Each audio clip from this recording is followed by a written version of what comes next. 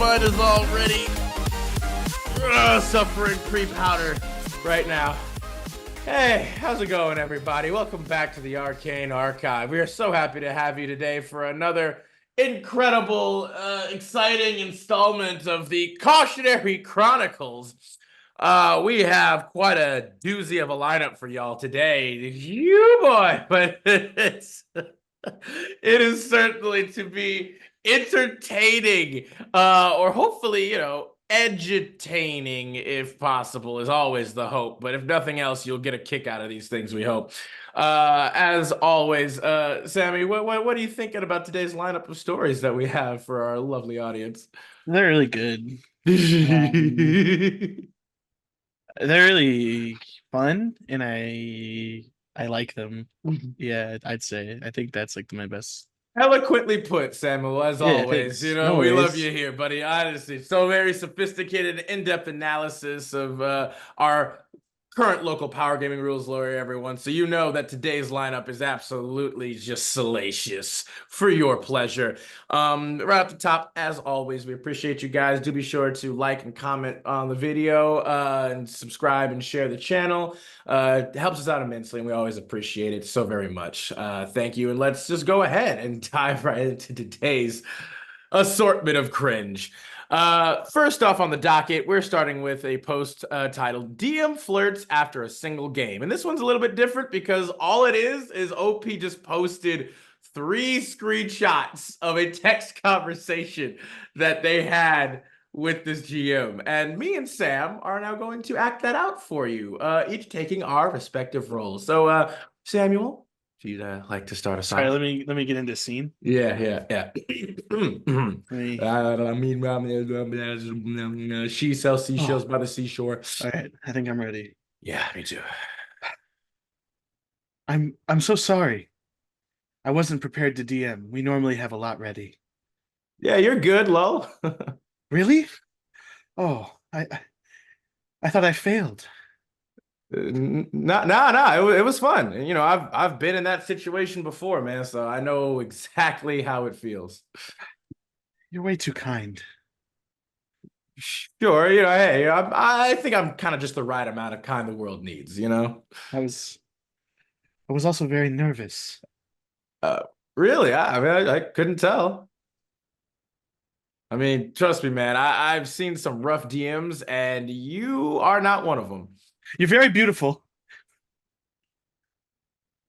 I'm also trans, as a matter of fact. Trans? I couldn't tell. Yeah, very trans. Well, very well done. I had no idea. Can I ask a personal? Go for it, Are you fully female now? bro. Sorry. Okay. I probably should have expected it, lol. It's one of the more common questions I get asked, but it never gets any less awkward telling people that it's kind of weird to ask, what my genitals currently look like. I'm so sorry. You don't have to say. I'm so wrong once I asked for it. Please forgive me. Yeah, I'm just kind of processing. Please don't tell me I shouldn't have asked. You are just so pretty. And scene.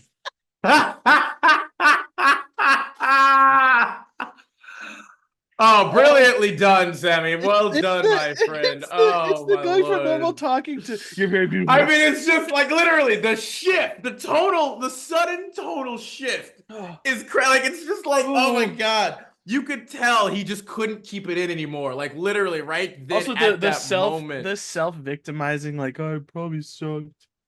Like he's, I mean, you see, he is totally looking for some empathy. Like, you see, he's trying to like slip in there. And honestly, I would have loved it. It's like literally as soon as she's just like, yeah, I'm trans, and he's like, trans? Wow, I couldn't tell. And she's like, yeah, very trans. And he's like, wow, that's very well done. What? Very well. I like the way you've done your gender reassignment Yeah, thinking. hey, you taking them hormones, man. This hormone's doing you justice. I get wonders, boy. I'm having a very good time looking at the comments under this because my top Literally. two so far was I too was extremely 15 once. And then Yeah. and then here's another one. Me mocking the sky. Hello, milady, lifts fedora. May I ask you, oh beauty of the divine, what is going on in your pants? On one hand, Oh, congrats on goodness. one hand, congrats on passing, I guess. On the other hand, what the fuck, dude? I mean, it was I just half like expected him to start talking with asterisks and pushing fingers together. like literally, like I mean, it was just like it was so. It started out relatively okay. Again, yeah, it may have been a little woe is me, a little empathy, like dipping a bit, or a little empathy fishing, excuse me. But it was like, and then all of a sudden, he was like, "You're very beautiful," and you're just like, "What?" Like, wait, what? Where? Like, okay, like I don't like he literally. You could tell he was building up, like it just burst out of him, and he just couldn't I just control love. himself. You're trans? Sure am. Do you still have a dick? Yeah, I have zero like riz, and I still know you don't fucking ask that. Like, what the fuck? it's just not like of all the things where he's just like, can I ask a personal? And I don't know why. Like I mean, as soon as he says that, right after what she just told him, it's like, I don't know. I really don't know if I should. Like I get it. I understand. You might even be just morbidly curious what he's going to ask at this point. And you're just like, all right, sure. What's up? And it's like, are you fully female now? Like, do you still have a dangler going on? Like, what's like, you're just like, I don't think we know each other like that, bro. Like, what? Even if you did know someone like that, is it really your place to ask them or their place to talk I to mean, here's you the thing. If about you it? if you were like if you were friends or whatever, and you were like you were cool, like and this Yeah, was but something okay, maybe so new, it's sorry, like, Adam. all right, you could do that, I guess. But it's like, Adam, but there's again, you have to reach a point in a friendship oh, I agree, where this 100%. is And something this is not they're it. I already mean, talking to you about she it before she you even ask the literally question. said DM flirts after this is a single game. They had one game. I assume they probably like they just met each other during that game.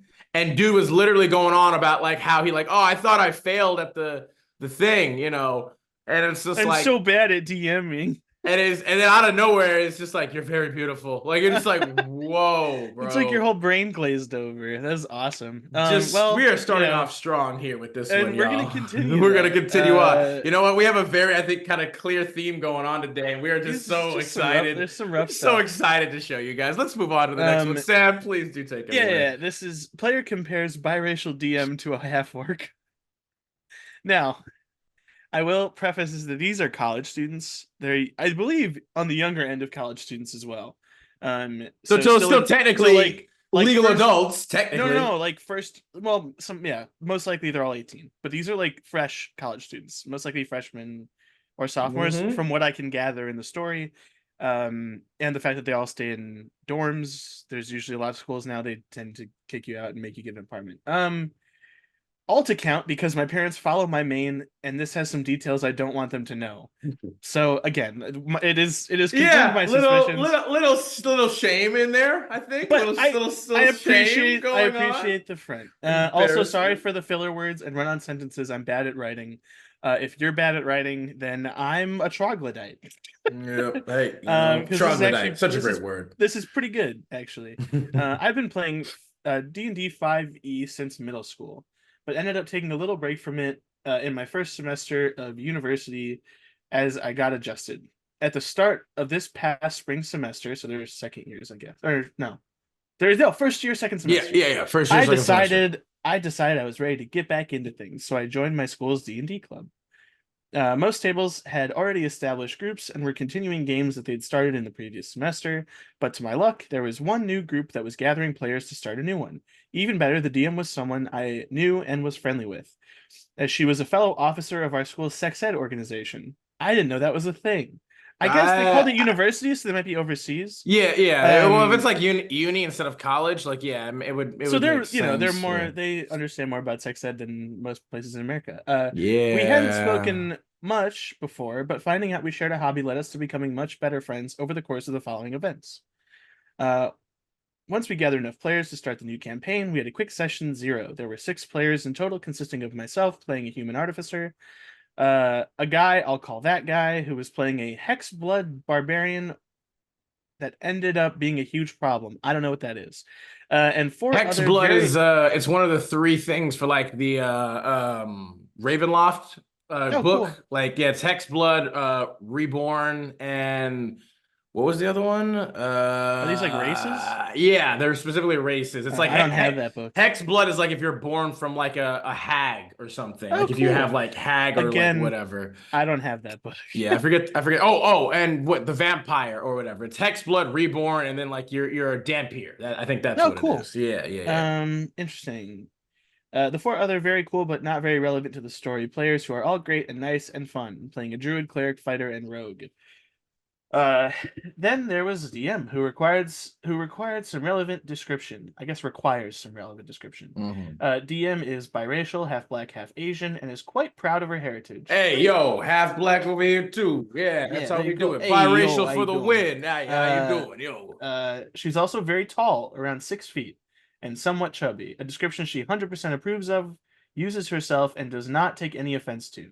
She's insanely intelligent when it comes to things like math, engineering, physics, and especially biology. And so she's just insanely intelligent, I think. Yeah, Is like, like well, but maybe not in social situations. Ah, But well, I mean, that has, I feel like, more wisdom overall than I intelligence. If guess we're gonna street use, D street and D, smarts. D and D stats, book smarts, street Street smarts, smarts. street smarts. Every time I hear that, I can't help but think of John Mulaney. Exactly, Like, street smarts. yeah. Like, the girl seems to know every aspect of the anatomy of every animal off the top of her head. Finally, she's a very touchy-feely kind of person, and liberally gives out hugs and kisses to her friends, regardless of their gender. To my Okay. knowledge, this is not uncomfortable for anyone in the group. As I said, we both work for a sex ed organization, so she has a firm knowledge of boundaries and consent. Okay. And she's sure to stay more hands-off with people who don't explicitly say she can be that way with them. Okay. Awesome. Yeah, we're down This for that. sounds like That's fine. this sounds like a slightly very loving, slightly Well, autistic I was gonna person. say she's just I think very expressionate and we love that. rather it seems all very innocent, so to speak, off the top, and we're always down for that 100%. Yeah. We love that tremendously. We love consent. We love consent and we love express.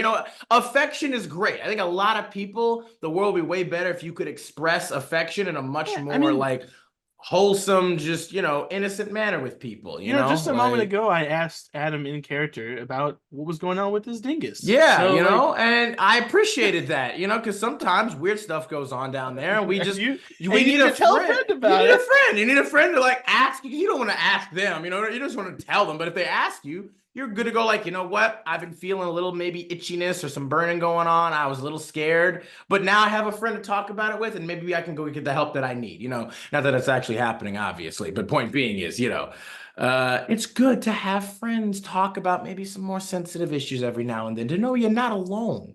You know what, audience? You're not alone. If you want to tell us about whatever's going on down there, if you got some issues, go ahead and leave a comment down below. And you know what? We'll be there for you. Anywho, though, Sam, go ahead and let's continue on with the story today for everybody. Yeah. All right, Mr. Rogers.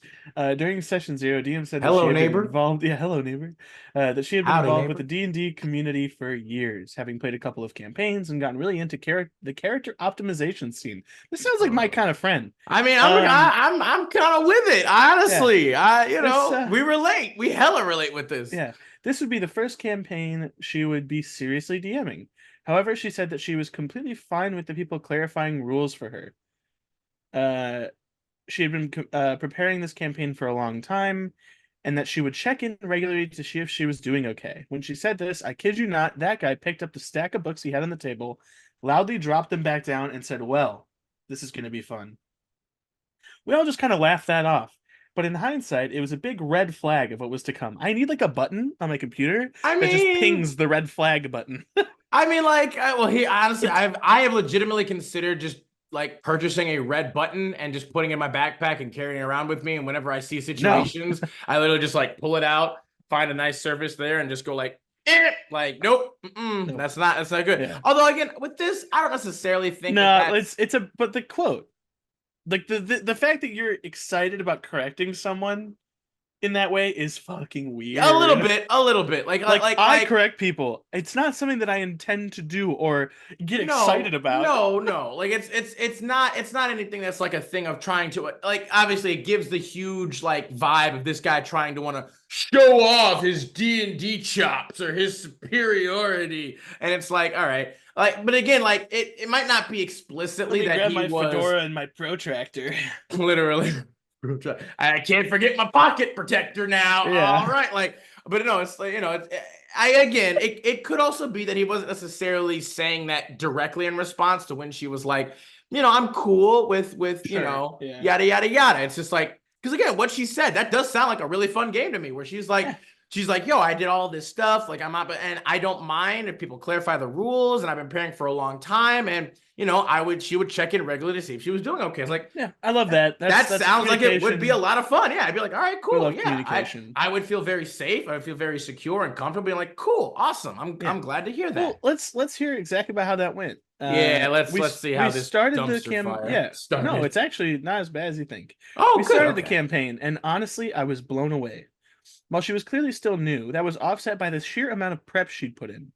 The DM had basically gone through the entire monster manual and thought about the biology and ecology of every creature in the game, making Okay. huge spreadsheets full of food chains and monster parts. She'd homebrewed a super robust harvesting, crafting, and cooking system, which was fun, and also rewrote the entire artificer class to feel more fun and mesh better with the world she created, which I had great fun playing. He literally just went straight Monster Hunter with this shit. Yeah, All right. yeah. Her world just felt very alive, with the history, while not being as complex as the ecosystem, having some very interesting bits that interacted with the modern world.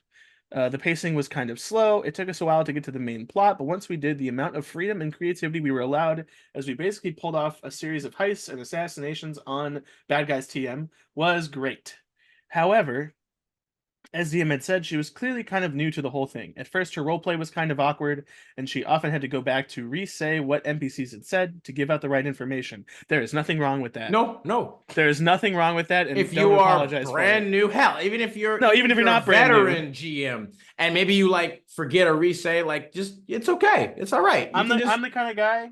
If I'm taking notes in a game and you roleplay something, but I don't quite hear everything or understand it, I'm asking for you to give me the information after. Can you reiterate, please? Well, I mean, they do that all the time. They do that all the time in Critical Role. Yeah, they do it all the time in any decent profession, even in professional games or whatever, so to speak, whatever you want to call it. Like they do that all the time because it is important.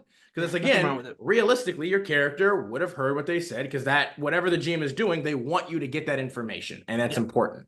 Any GM who tries to roll the whole like, well, if you didn't hear it, if you didn't write it down, it's just lost to time now. Even though it's like you have a session, where you ended directly after that, and you haven't played for like a month or whatever, and it's like, can I get like a refresher of what was said? Like, I need something now, man. I have these loose notes. But she didn't. It seems she didn't know some of the rules relevant to running combat. This was all well and good, as any one of us at the table would have been happy to step in and politely correct her. But nobody else got the chance because that guy was always the first to speak up, loudly and annoyingly.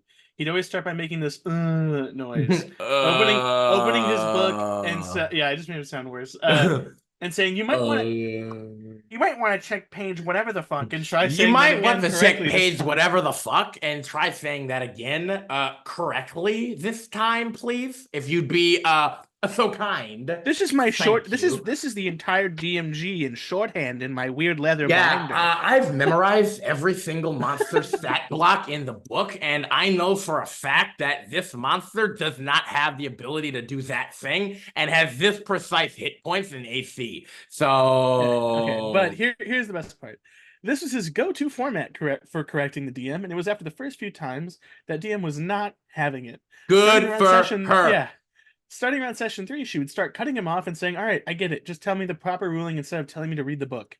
To which that guy would argue that what he was saying, or that what he would argue that he was just trying to help her learn better. All right, look, okay. All right, you don't need to get all aggro with me. I'm just trying to make you a better GM. Jeez. Yeah, this would set off a small tirade until one of us other players would interject with the correct ruling, and DM forced the game back on track. I love the fact that the DM is like still ready to push things back she's into. still trying to get on point, and I Yeah, respect the hell out of her for that. Good for yeah. her. On top of that, that God, guy I'm was so sorry for her consistent. though. Yeah, was consistently making some pretty off-color jokes. Of course. Crude humor was allowed at the table, but he'd always take things several steps too far. For example, as soon as we met two lesbian bookstore keepers, he immediately told them in character that he wants to watch, before air quotes correcting himself with an "I mean, I want to buy a watch." Besides not being very funny, because bookstores don't sell watches, he had ended up pissing off one of the owners enough that she blanket raised the prices on all the goods to her party. Why would it In be the party and not just him? Come on now. in another instance, after we had helped a little girl shapeshifter retrieve a lost toy, he told her she could thank him by letting him quote bang her mom while she's in wolf form. End quote. The whole table immediately went quiet for several seconds before the DM basically went okay and turned the girl's attention to the rest of the party. Smart, His smart decision. That was the Yeah, right decision. his behavior extended out of the game too. Our party is all guys, with one of us being a trans guy I'll call Cleric. That guy almost refuses to acknowledge Cleric's gender. That guy always refers to him as they and talks about how gender is so confusing and it's hard to keep track. What are you, 80? He consistently calls Cleric cute too, despite the discomfort he's gotten in response. And when DM goes to hug Cleric, that guy has said, when two girls do it, it's fine, but when I do it, it's gay. To which the whole group at once reminded him that Cleric is a guy. In fact, he got weird anytime the DM showed any physical affection to anyone in his presence. He would constantly try to police her, telling her that she shouldn't hug, hang onto, or kiss her friends on the cheek unless she wanted them to think, quote, she wants to sleep with them, end quote. DM, for her part, acted like she didn't hear any of this when he said it, and it never and it never approached a several-foot radius of him at any time. Good for her. I I know. love this I'm GM, just gonna avoid dude. you. She's When we all amazing. took a road trip to check out a cool TTRPG shop that had opened up far away, he tried to lay his head on her shoulder out of nowhere, apparently thinking it was fine since one of the You other players had done it with her consent you earlier. just Her response was to slide that immediately off. push his head back up in the other direction, Yes, dude, which she knows caused what's up. which caused him to sulk for the rest of the trip and generally ruin the vibe. Good for her. And Yep. also, screw that dude. Yeah, Yeah. got what you deserve, bro. This was the status quo for a majority of the semester until we got to around mid-April. The shitty dorm that I and another player were living in had bust several pipes, and both our rooms were now without showers and working toilets. That When sucks. DM heard about this at the end of that week's session, she immediately offered to let us stay over in her much nicer dorm room, where she had an extra bed space as her roommate had left and she had pushed the two beds together to make one big one. She joked that we could all share it, and since it was all of us were restless sleepers, it'd be like a battle royale to see who gets pushed off last. And even invited Cleric to turn the thing into a big sleepover. This immediately set that guy off. Yep, He of went course it would. ballistic over her inviting two guys, still not acknowledging Cleric, to stay the night. He all but outright said that DM was a stupid slut who was trying to get us to have a threesome with her. DM, who admittedly um, is the type of person to engage and escalate this sort of thing, argues back that even if she wasn't, in parentheses, it wouldn't be any of his business. It's This led true. to their biggest tirade yet, with both of them loudly arguing for several minutes, with everyone else interjecting on the side of the DM every so often. I don't know Apparently, why have they not kicked him at this point well, already? so Like, I have a theory. Apparently tired of being uh cooked by our sex positive agenda, he turned to bashing on the campaign instead. How people interact with nature was a big running theme, and he basically stated that every culture that wasn't exploiting natural resources to the detriment of the environment was doing the wrong thing. He also bemoaned the number of queer people in the setting and how generally not medieval Europe levels of sexist it was, despite the campaign never being based on medieval Europe. Finally, he moved on to the races. DM had heavily played with and explored how racial lineages would interact, creating a lot of uncommon half breeds that one wouldn't consider in a normal campaign. wouldn't She also made it. encounter, Oh, sorry, wouldn't encounter. I guess both words work there. yeah. She also made it a point to decouple the idea that your race affects your mental stats within the story, with it being a whole plot point earlier in the campaign. that guy talked about how that wasn't realistic and that people naturally want to stay inside of their own race. He said that nobody would want to have kids with an orc because then their kid would be a stupid half-orc. When DM pointed out that that wasn't true, she brought the fact that she herself is biracial. Oh, I was that gonna guy's say, response? I Here would it is. not be here right Here it is, now. Adam. That guy's response? Yeah, well, maybe if your mom had stayed inside her own race, she wouldn't have had a daughter that's exactly like a fat half-orc. It's the same thing. You're big and fat and stupid when you could have been small and smart like pure Asians are. Holy guacamole, bro. This was That immediately met with the entire group shutting down the argument and telling him to get the fuck out. literally. Oh my God. Along with the DM being very ready to swing on him. Literally, I would have done it for her or with her rather. Oh my God. No longer able to get a word in, he picked up his stuff and sped walked away. The whole thing caused such a commotion that the night janitor had to come in and tell us to settle down as we basically held DM back from going after that guy. Dude, I would. After all that went down, Oh. all of us players had a sleepover with the DM where we discussed that guy's behavior and all of the red flags he was showing. Apparently, he had been harassing Cleric on the side as well, doing things like offering to buy him a swimsuit, a bikini, of course, and take him to the pool as a date. The pool was in the school fitness center, by the way. During the sleepover, that guy added the DM saying he hopes she's having fun with that threesome, to which the Cleric responds with a selfie of him and the DM fake kissing, saying, "She's busy, bro." This made that guy leave the server entirely, and the whole group agreed that this was an appropriately hilarious way to kick him out of the campaign for good. Got his ass. That was well done. Except apparently that guy did not get the memo as he tried to show up to the next session acting like nothing had happened. I'm sure he did. Obviously, the group was having none of that and officially told him he was no longer welcome at the table. He spent the rest of the night going to other rooms where other groups were playing and complaining to them that his table had cruelly and unjustly kicked him out, and begging them to let him join their already well in progress games. I'm not sure the level of success he had with that, since we still saw him around on D&D nights, but he made a point of never interacting with our group again. The last couple sessions before summer break have been much more fun without him. The pacing was noticeably faster now that we didn't have a rules lawyer harping on the minor mistakes and making roleplay awkward. And the DM just seems more excited to run the game in general. We're on break now, but we're for sure coming back to the campaign once the fall semester starts. And without that guy, we'll be able to have more fun playing, hugging, and race mixing however we please. TLDR, a weird and annoying player blows his top over the DM proposing a sleepover and calls her racially inferior in the process. So, obviously, there's a lot of comments here basically saying you all did the right thing, but, you know, in the future, cut this shit off earlier. Although giving them the props that they are young, they are learning, they are college students, this is a new kind of area for them to be in, especially since they're now as adults creating their own space to play this game. And while you're a child, this is a little bit easier to deal with because it's less complicated. Now that you're adult, there's going to be some weirdos doing weird shit. I have a theory.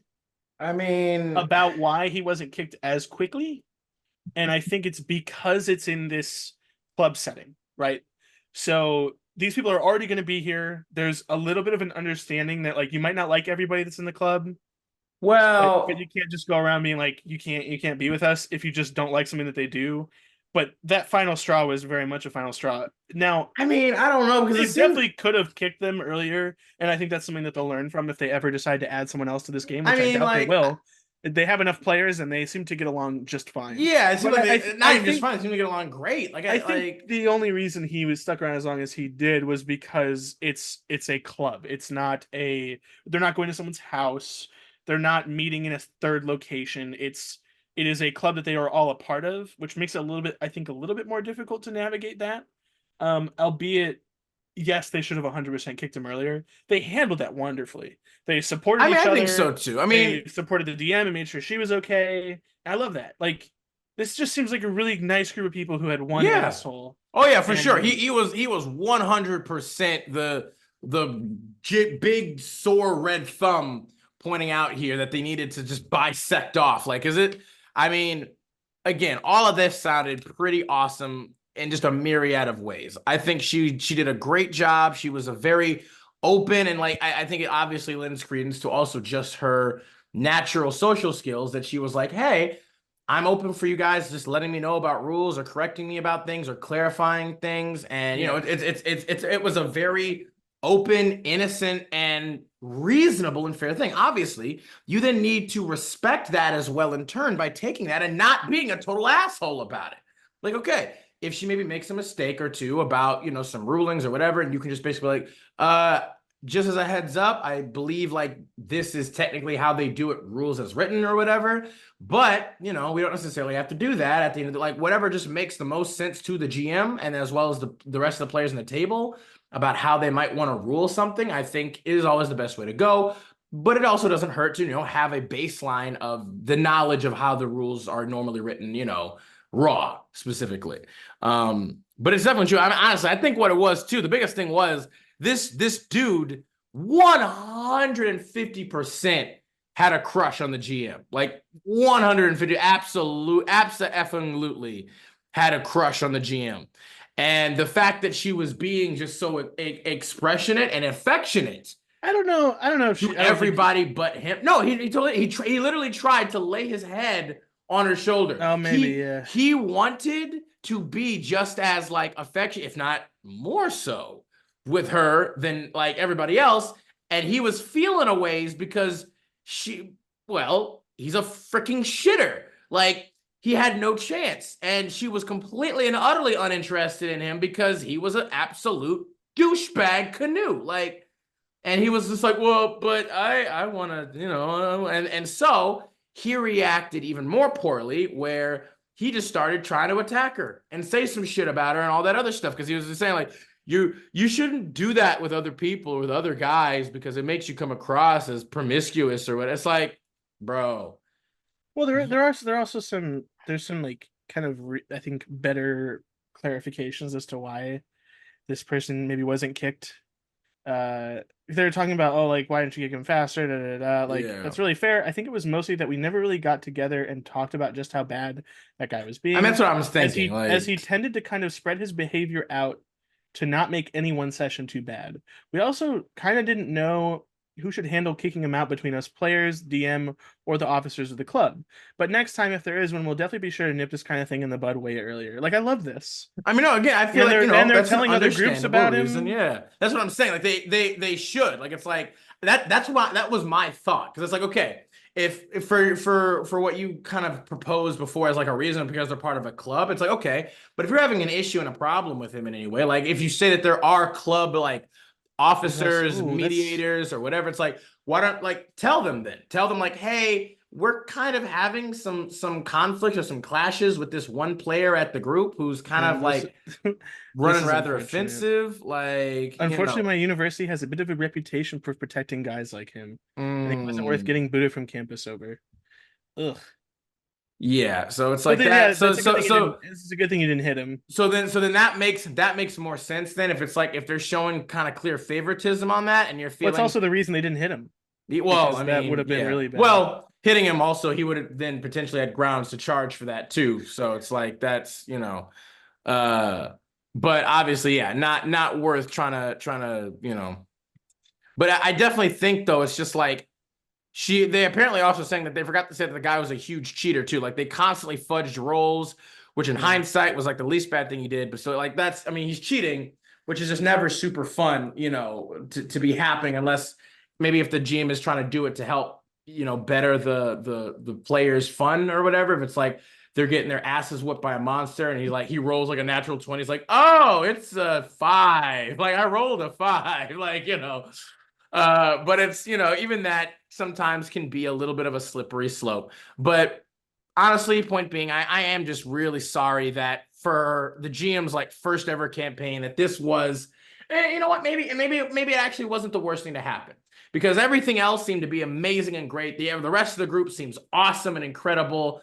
And, you know, I guess, you know, I just hope that it didn't sour their experiences because I think they're still playing together, they're still having a great time, they're still having fun, which is great. And so maybe it was just good, in fact, for them to have that guy to showcase to them like, hey, there are people like this, and hey, you will get things like this, and you got a really great learning experience from it, and you didn't let it ruin your actual game and fun. Like you got the best case scenario where you got this experience, you have this knowledge now, and you can better recognize it and handle it if it ever pops up again. And in the process, he didn't ruin your amazing gaming group. So honestly, all around, I'm gonna say that this is a fantastic win, all things considered. Even with the shitty, aggravating like memories and experiences and the shit that he said, the reality of it is, who gives a flying F what this guy, he is clearly a punk ass, like small 2-inch dicked like punk. Like he's a complete wuss puss, man. Like Yeah. any like he again, I'm calling it 100%. He clearly had a crush on the GM, was feeling all kinds of ways about the fact that she was showing all this affection and interaction with all the others and not to him because he's a complete and utter douchebag. And it was just like, well, hey, bro, hate to tell it, hate to break it to you. Your words, actions, and personality all have consequences for how you choose to display and portray yourself. So, you know, that's just how it is, bro. Like, I think this whole thing was great. So good for both the GM, the OP, and everyone else involved. Like, bro, that final fucking picture they sent him where he tried to GM was like, "Oh, you were having fun with your threesome or whatever," and literally the cleric just responds with a selfie of him and going like, "Yeah, she's busy, bro," because you know he wishes that was him. You know he wishes that he was there, bro. Absolutely. Good for them, bro. Got his ass. And they should absolutely start spreading the word of his bullshit to everyone else so he gets his ass completely banned from that thing. But other than that, unless you have any other kind of thoughts or stuff on this, Sammy, we can go ahead. Let's move on to the next one for today. This post is titled "Poorly Timed, Poorly Planned Crime Derails the Climax to a Campaign." So, you recently got into a discussion with somebody about metagaming in TTRPGs, and the stance that some is okay, that none is okay, and all the spaces in between. Then we got into what constituted metagaming, and I was reminded of this story. This is about 4 years ago or so. The game I was running was New World of Darkness. For those of you who don't know, New World of Darkness is White Wolf's premier line of gritty, contemporary, dark urban fantasy games. You know, like Vampire the Masquerade or Werewolf. Like that's those two games are specifically a part of World of Darkness. Like World of Darkness is the specific like game format type, like where they use like hunger dice and they have like that's what World of Darkness is. It comprises all of White Wolf's like games like that use that specific type of system, like Powered by the Apocalypse or whatever. Continuing though, this particular game had them playing as semi-normal humans dealing with Lovecraft-inspired old god infiltrations set during like modern-ish day. OP had 3 players, Michael, Sam, and John, who, spoiler alert, was the shitter. The adventure was that the baddies kept opening up interdimensional portals around their city, sending their minions through to just wreck up the place, and then escaping through said interdimensional gates none the wiser. They got wind of a place that was going to be hit, so their plan was to wait for the baddies to act, deal with their minions, go through their rift, and then wreck up their place and escape back through. So essentially, do to the baddies what the baddies were doing to them.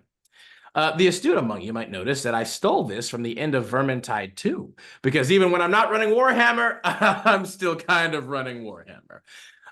We sit down to get started on the big climax session, and my children hammer out some last-minute equipment and buff details. A few minutes into it, John asks for confirmation of what time it is and where everyone is. I tell him that it's somewhat early morning and everyone is currently at their safe house, an actual address in their actual city found on Google Maps. John tells me, all right, I go to XX Bloody Blah Street. I blink. How far is that from the house? About 15 minutes, John answers. I get in my car and go while everyone's working. So I type it in and find out that it's kind of like a strip mall, apparently. Figuring that he's just going to do some last-minute shopping, I tell him that he gets there pretty quickly to light traffic. He answers back, I go into the Atlantic Credit Union at the end of the lot. I look at the Google Maps and, well, shit, sure enough, there's a credit union place right there. I give a brief, though highly generic description of the place, still wondering what he's doing, and before I can figure it out, he says, I pull my gun and demand a teller take me to the vault. This was a bit of a surprise, because up to this point, the characters had, mostly, been following the law and had refrained from just outright criminality. The other players at this point ask what's going on, and John, politely, to be fair, asked them to stay quiet and said to me, what does she do? Ad-libbing, I answer back. She stutters, surprised and scared, and kind of asks, what? And sputters for you to not hurt her. I tell her to take me to the vault right now or she's gonna get hurt. Can I roll to intimidate? I nod, and he rolls and gets 3 successes. Now, New World of Darkness uses an exploding D10 system where 8 plus is a success, and 10s you get to roll again to add on to your score to just increase your odds of success, which is actually quite bad considering the shotgun that he had gave him a +4 equipment bonus to these rolls. I told him that the woman was visibly terrified and stutters that she has to buzz him into the bank or buzz him into the back. The teller windows are small and the door is electric. John pauses, nods, and then says, but slow. I describe the woman slowly moving her arm under the counter and pressing a button, to which then several 100-pound steel shutters clatter down over the teller windows and the exterior door. John jolts up and says, what? And I confirm my description. He pauses, asks if he can get a shot off on the teller, and I allow him to at a -1. He fires, does about 6 damage to this poor woman, and the average human in New World of Darkness has about 7 health, and he then asks to squeeze through the teller window. The steel shutters have covered it up. Those still closed, even though I shot her? You fired in response to the shutters coming down. She doesn't have to, like, hold a button or something? No! That would be idiotic! I answer back, and then John just leans back in his chair. I feel like this is a post of, like, so-called r/RPG horror stories / like, stories about Kevin, because this is some super Kevin shenanigans going on here, I feel. The other players, also thoroughly confused, tell him to call them for help. John just balks and says he reaches into his bag to get his bolt cutters to try and cut the shutters. I told him that those are adequate tools and that each roll on the extended check would take about 10 minutes. He rolls, does well, and then I tell him that he sees flashing lights through the section of the shutters that he chopped at. John clarifies that he was trying to chop through the shutters going into the credit union. So I clarify that he hears sirens pulling up outside behind him. A second later, a bullhorn demanding he come out and surrender himself. He then goes, well, I'm locked in here, so how can I come out with my hands up? Which, ironically enough, is a relatively decent response, I guess. The police do not respond to your question, I answer back. At this point, one of the other players, Sam, asks if she can realize that John is missing and call him. I say sure, and she does so, and John looks at his phone, picks it up, and tells her, I'm fine. Doesn't say hello or anything at all, or elaborate in any way, shape, or form. Oh, goodness gracious. This is just like... Sam then begins to get him to explain what he's doing and offers no explanation for doing so, which surprises me. I figured that they talked about him doing this between sessions or something, but apparently it seems they did not. Sam says she's going to get in her car and try to get to him to help, I guess. I roll some dice behind the scenes and have John make a perception check, which he fails. I then tell him that a few seconds after his conversation with Sam, the shutters opened up and a few tear gas grenades shatter through the front window. The shutters opened? Great. I go further into the back. He goes further. He said, OP responds, I'm sorry, I misspoke. The exterior shutters opened. The interior ones are still shut. As, yeah, that just makes sense. That's how that usually works. After about 2 minutes of arguing whether my minor slip of the tongue should mean that he can go further into the credit union, spoiler alert, it didn't, I got him to make a stamina roll to resist exposure to the gas. He did okay, but was still taking up a ton of penalties. After telling him that waving his hands to try and waft the gas back out the holes in the window would not have any meaningful effect on the volume of tear gas in the room, he then decides to make the executive decision to book it, or at least try. Now, he opens the door and starts to bolt. Cops throw one warning down and then begin opening fire. John asks me why they're shooting, and I remind him that he just point blanked a woman in the chest and he's still holding his gun. He defends himself by saying, well, I really like my gun. As if that would somehow help the situation. Cops roll 7 dice, 2 from dex, 2 from skill, and 2 from their weapon, with 1 from their shooting method. John protests the competency of the officers and how they're shooting. I tell him that I'm using the general cop stats from the back of the book, and each of them is mag dumping. He reasons that he can handle a couple guys unloading at him due to some arcane bullshit blah-de-blah reason. And I inform him that 8 cops are shooting at him at the same time. He looks scandalized as I roll out my dice pool. And they all do pretty well, despite 2 of them missing. They end up inflicting around 13 damage to him in total. John has a total of 9 health, so he instantly eats pavement. Now, some first responders do get to him as he's bleeding out, and I roll to try and save him and end up failing. He dies a few minutes later, just as Sam pulls up to the shop. The other players are confused, to put it mildly. They ask if there's some way I can say John is alive, and I told them that, you know what, we can retcon that. I was fine with that. But that he would be under arrest and badly injured.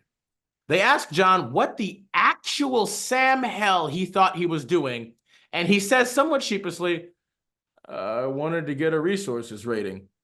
And just like that, it all made sense. In New World of Darkness, a good deal of a person's possessions, connections, and capabilities, are defined by merits. Merits can be people you know, things you own, or how much wealth you have.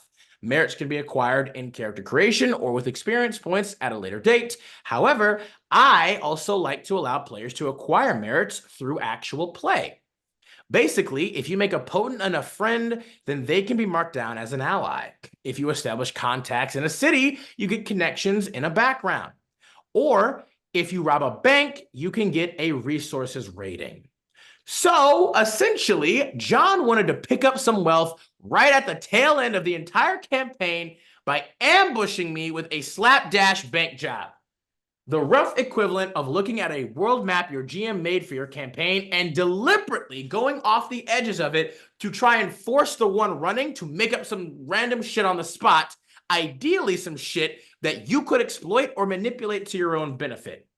John had never even considered that I would make this money-grabbing detour into a whole thing that could potentially endanger the plot I had worked so hard on. The other 2 players were not happy about what happened at all, or that it was done all for literal greed and not even to help the entire party as a whole. Michael in particular was upset because the whole time he was urging us to just let John cook, assuming that he knew something that would justify this distraction from their plans. And when I told them that John had been taken to a hospital and was under lock and key, something that John tried to protest vehemently until I reminded him again that he had shotgunned a bank teller into a coma and charged police with said loaded weapon, Michael didn't even want to take the time to rescue him, which, quite frankly, in my opinion, completely fair reaction. I would absolutely be like, yeah, nah, bro, that motherfucker made his decision and his choice. He effed around and he found the F out. So you let him. In fact, I would have been fine with him dying. It would be like, you know what? Nah, that dude needs to die. Sam and John convinced him otherwise, and they were able to use some arcane trickery to get him out. The only snag being that John didn't understand why his gun wasn't in the hospital room with him. I swear to God, he's a Kevin. He's a literal Kevin. John was laid up for a few days, and it ended up pushing their plans back a while, excuse me. I was generous and goosed the doomsday clock just a little bit, giving enough time for John to get back in fighting shape so they could still execute their plan without it being like a complete and utter waste of time.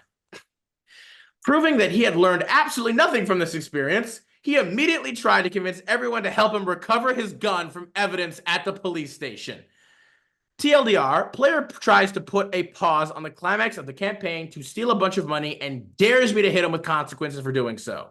I do so, and then cues surprise Pikachu face. End post. This whole freaking thing, like I'm telling you, this is like a perfect blend of horror story slash like Tales of Kevin. Which, to be fair, like I love the fact the GM was very benevolent. He was very forgiving and benevolent of not necessarily John, which I feel like, again, missed opportunity, should have just named him Kevin, that he effed around and he found out real effing quick. Like this is a textbook example of some super selfish bullshit player shenanigans. Yeah.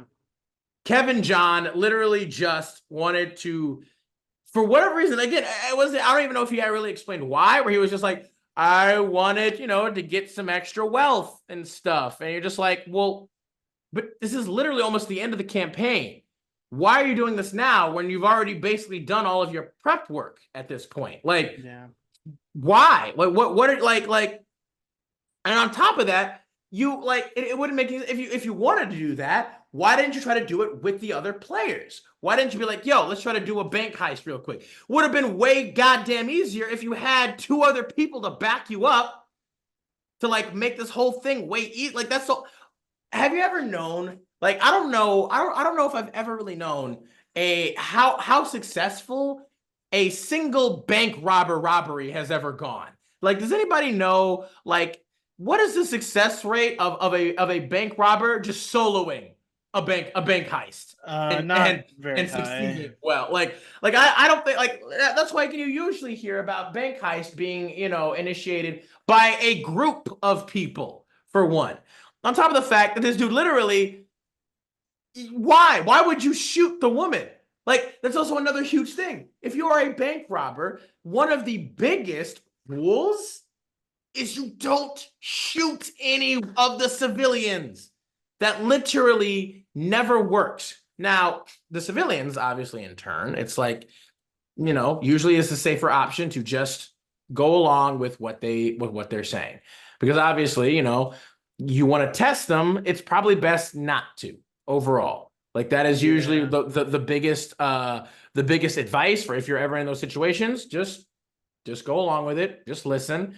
Because while any self-respecting bank heister would absolutely be like, yo, nobody's supposed to die or ideally even get hurt. It's supposed to just be a literal transaction, ironically enough, to be like, hey, this is just going to happen. After that, none of the bank people are supposed to be heroes. None of the patrons are supposed to you let the police handle it. You go along with the demands. You're hostages. You are in real danger now. Like it is just not the best decision to test that. You let it go. You let the police handle it from there. Literally. That is usually the ideal scenario where that just happened. So she did press a button and tested him, but it's still a super dumb decision on his part to by himself just blast her when now she hit the panic button. The shutters are coming down. Like you have now you have now condemned yourself even more so. No one actually got hurt, but you have now even just made things exponentially worse for yourself with no payout because the shutters are down and like you can't go anywhere. You're literally a rat trapped in a cage. And on top of that, oh my God, I think maybe one of the funniest parts here too being like, as he's just like, oh, what? She doesn't have to hold the button for the shutters to stay down. Yeah, it's I don't want to be that guy, but like if a garage door to at a warehouse works more technically than that, like I don't know. Like, This dude obviously had ideas about bank robbing, but not really a I well thought I out. don't even know if he had any ideas. He like literally, it's just like, bro, have you seen any heist movie in existence ever? Even let like a heist show, like, did you do any research on this at all? Like anything, the slightest bit at all? Like, come on now. Especially, let's not even say that. Let's also just go with you are literally trying to deliberately like take advantage of the fact that you have to have your GM come up improv an entire thing off the cuff of their head, right? Just right off the top of their head, right? Yeah, So that's you doing also that, do you really think that you're going to be able to argue that, oh, she hit a button and shutters come? It's like, well, but those shutters shouldn't have that. It's like the GM is literally making all of this up, meaning they can do whatever they want. They can say whatever they really want about this. Like you trying to make this completely abstract and improv is not going to work out for you like you think, my no, dude. not Like really. it's one thing if you again, if the GM has pre-established lore or facts or information and you're able to maybe pick apart some holes or whatever there, and he tried to do so too when the GM was like, the shutters open and tear gas comes flying, he's like, oh well, then I just go deeper into the bank. And it's like, okay, all right, the GM didn't clarify, sure, and he literally says as much, which I respect the GM the hell out of. Basically, like, I apologize, I misspoke. It is specifically only the external shutters that open up, which that's fair. That is how that works. Like, so it's like, yeah, they open up, tear gas comes flying in. Now, I don't know if they would technically tear gas the place. Um, Specifically because that would also affect the civilians in there. So that might be a particular loophole where that like they would most likely just on the bullhorn say, come out with your hands up, like with the weapons down, hands up. I don't think they wouldn't shoot tear gas because he could have hostages in there.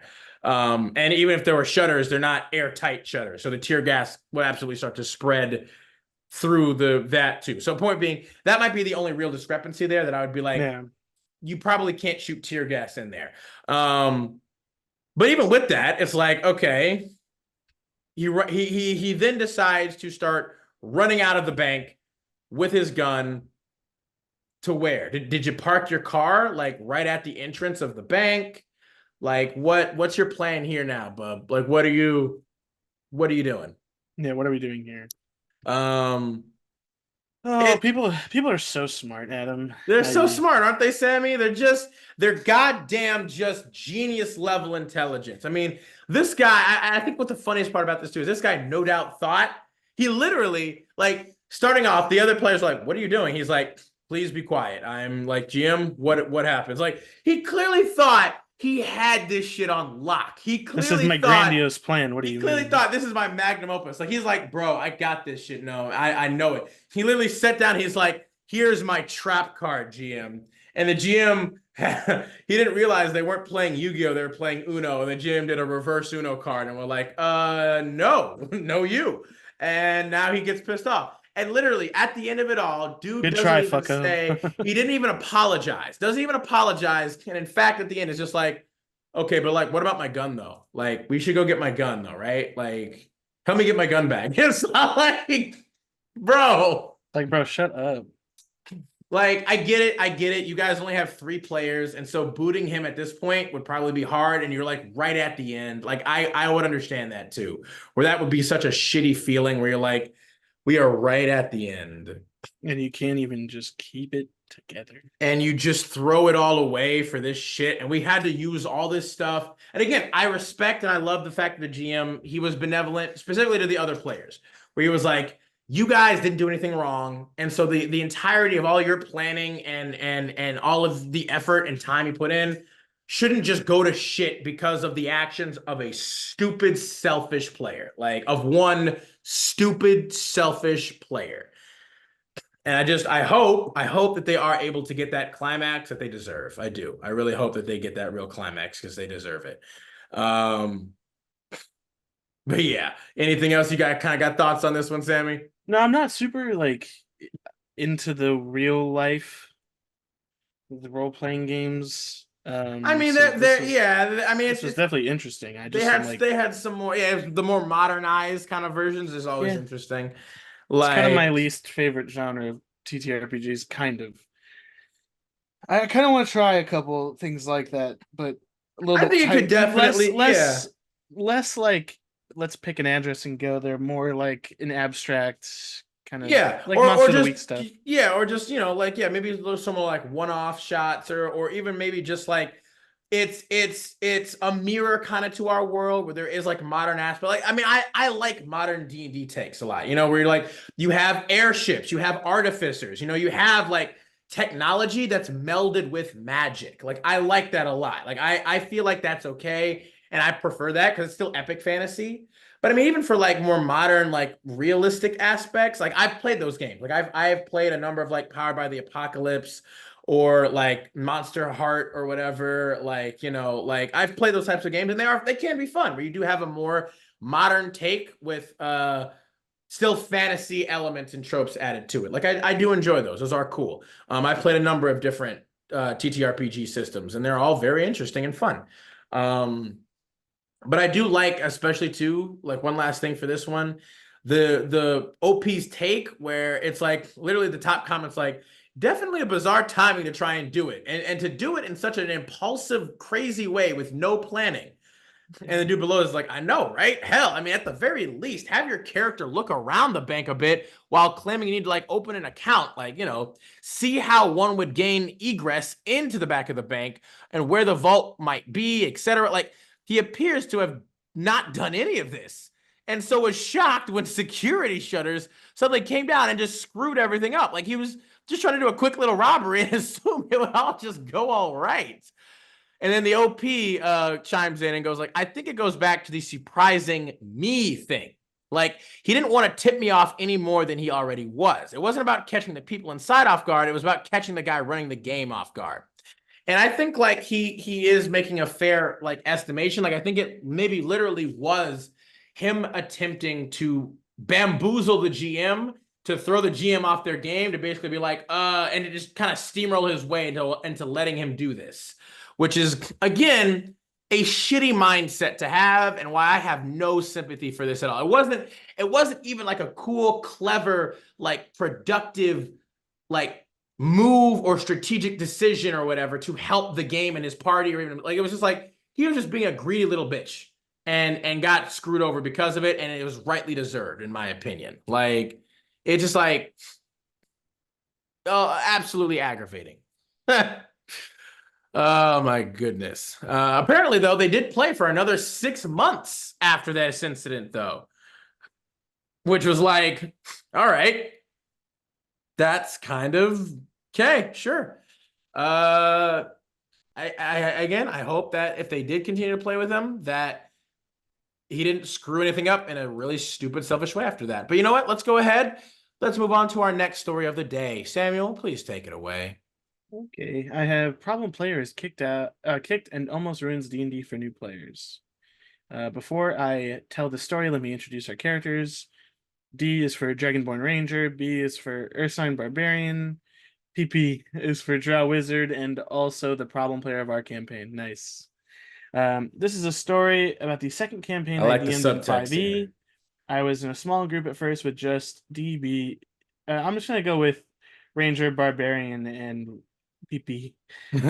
Playing more, You could go playing wizard. You could go wizard if you more want. join later, but they're irrelevant to the story. For some background, we were all in a club together, and while PP and myself had experience, the rest of the party was brand new, had You never have played to an say RPG it before. like that. I disclosed this to PP, and during session 0, we sat together and rolled our characters. Admittedly, I should have looked over Pippi's sheet better, and I was too busy helping the other two with creating their characters. After the session, Pippi messaged me on Facebook asking if he can have an NPC follower. Oh, I didn't see the harm in it, and so I wrote up a stat block for one box follower and continued about my night. That was a mistake.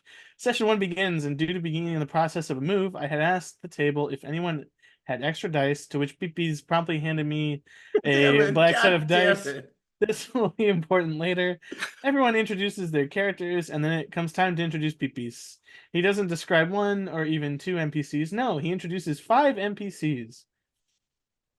Yep. He Go ahead. describes all Go as ahead. being drow breeding slaves. Yep, there it is. There it That had is. sworn loyalty to him after he rescued them from the Underdark. Yep. Yeah, you like This that is the first spine? of Yeah, many like that warning spine signs. powder right there. That It should spine have powder. been the only warning sign. Pippi, why? You keep saying it like you're like you keep saying like there's like a French kind of accent to it. Pippi. Just like pee pee.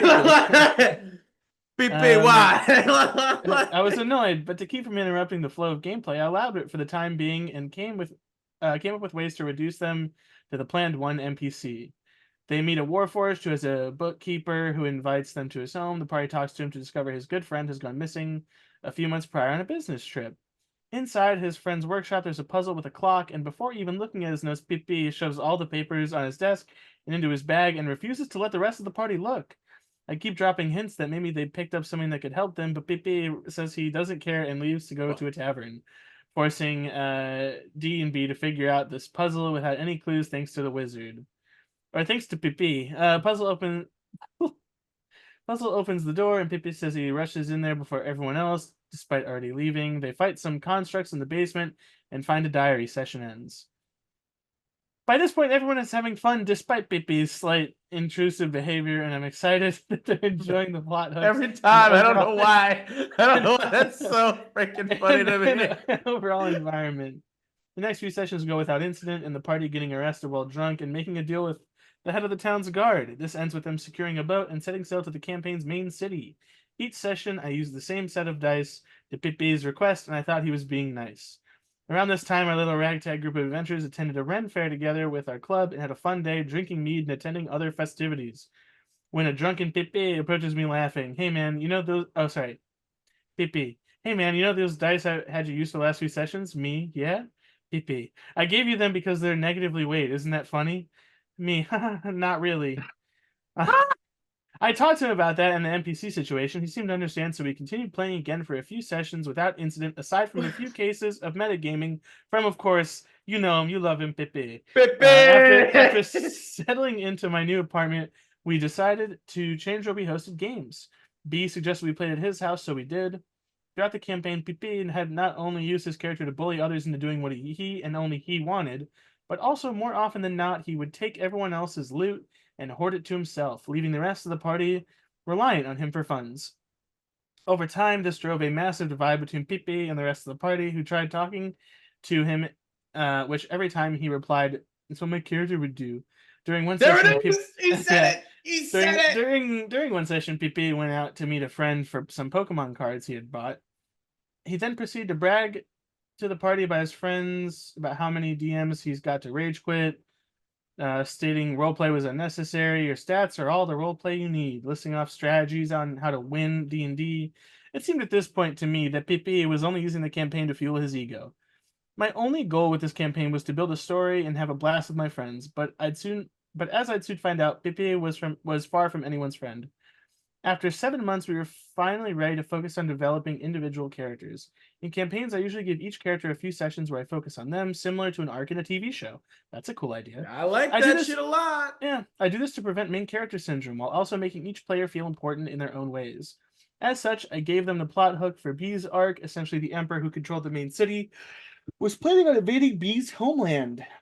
After failing to get an audience with said emperor, B talked to the party about helping him fend off the invasion. Everyone seemed on board except for Pepe, who refused unless B swore allegiance to him and kept repeating the phrase, "What's in it for me?"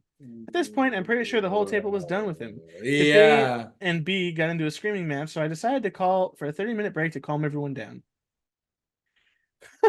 After our break, the party decided to leave Pepe in the city in the middle of the night after running a tab under his name to buy the necessary supplies.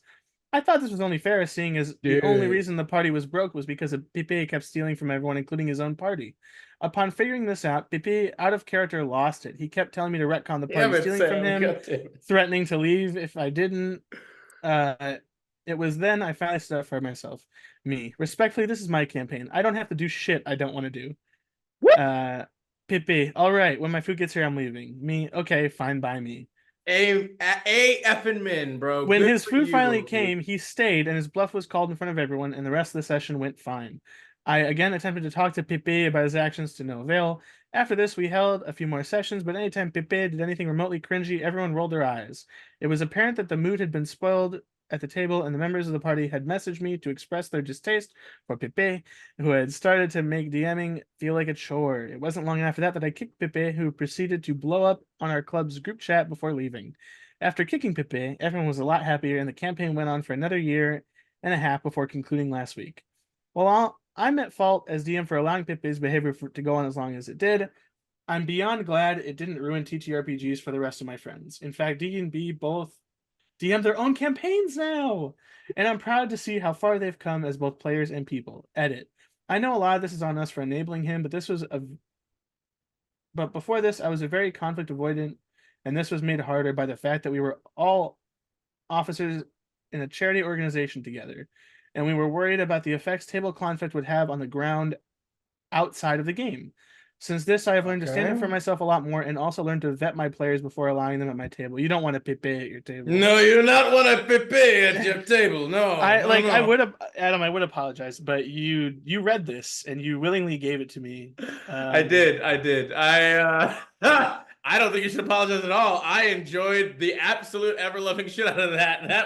That went even better than I had anticipated. I don't know why, but your choice for Pepe just got me every time. It was like a little tinge of just a French accent, and they're just like Pepe, Pepe, yes. I do my best. I enjoyed that a lot, Sammy. I enjoyed that a lot. Yeah. What are your thoughts kind of on this whole thing here, my man? So, Like, I mean, if I'm being honest, the main issue. Well, one, I mean, this was easy to call almost immediately that this dude was going to be a fucking weirdo. Oh yeah. To be fair, I don't blame these guys. It's obvious that this is like kind of they're not necessarily new per se, but like they didn't really know how to deal with a player like this yet. And I don't think there's anything wrong with that. And I mean, but the GM apparently said that he had experience before. Like he said that apparently PP and himself had experience, but the rest of the party was brand new and had never played before. So the GM at least did have experience with this. I don't really understand. Like I get kind of like as things are going, like when you're describing certain things, like the whole breeding slave thing was just like, wow, like that is a huge red flag thing. We're just like, okay, so you are literally trying to create your own backstory harem here, slave harem specifically, in fact, even more so. And this is like, what was said about this is my question. Like, what would be like, no, like what is that? Okay, now he does say like this was the first of many warning signs, and it's like, okay, sure. Again, asking maybe for an NPC follower isn't necessarily the worst thing in the world, right? It's like, because there are literal mechanics now in the game that do allow for that, where you can have like, a sidekick, the sidekick system or whatever, where you can literally have that. And it's like, especially if you only have like 3 players, it might be nice to have a full character to maybe help bolster some things so that you don't necessarily feel so vulnerable, especially if you want to throw some cooler monsters or enemies at them. So it's like, all right, fair enough. This nigga literally comes in here with 5, not even like actually maybe like helpful characters or NPCs that could like maybe help him. He comes in with just 5 freaking like sexual whatever thing, like dolls, essentially. Like 5 F dolls. And you're just like, what? What? Why? What? Why though? Like, and it's just like, no conversation with the GM. That right there is the hugest red flag. If you're gonna literally try to be a player who is just like, yeah, I'm making my own backstory as we go without any confirmation or any conversation with the GM. Like that. These are my sex slaves. That's Look yeah. at them. Aren't they My name wonderful? is PP, and I Yeah, need my wee wee to be touched. quite often, Often, yes. yes, often. And it's like, bro, Okay, like weirdo. no audience, acolytes, apprentices. Let me tell you, no D&D game will ever run with a player trying to literally make their own story without talking to the GM at all. You can't just like you're in the GM's world. That's the whole point. You have to talk and communicate with your GM about things. You can't just say, this is what is, this is what happened. Like, it's the same trope as like basically being like, you're a level 1 adventurer, but your backstory, you've slayed dragons and like you're the king of a country and you've bedded like a million maidens and young stable boys. Like, come on, man. Like, Well, why are you trying to bed the young stable boys? literally, bro. Come on, bro. Come on. Like, Can we stop trying why? to bed the young stable boys briefly? Goodness gracious, bro. This shit. I'd really It's appreciate it it's if we freaking could stop. hilarious. Like, it's just it's just like Can we not? it's just like, bro, you are not. And my biggest thing too is like after he literally starts to sabotage the party. He starts to actively sabotage the rest of the party, where he takes away papers. I don't understand why the GM let him just do that. It's like if he makes a play to do that, why can't another player be like, well, I make a play to stop him? Because all he does is put it in his bag. It's like, okay, I take the bag from him, or like yeah, I turn the bag inside. Like if it's a bag of holding, or if it's just a normal bag, either way, you take the bag from him. Yeah. The both of you can gang up to take the bag from him. Like I would just be like, yeah, you do that.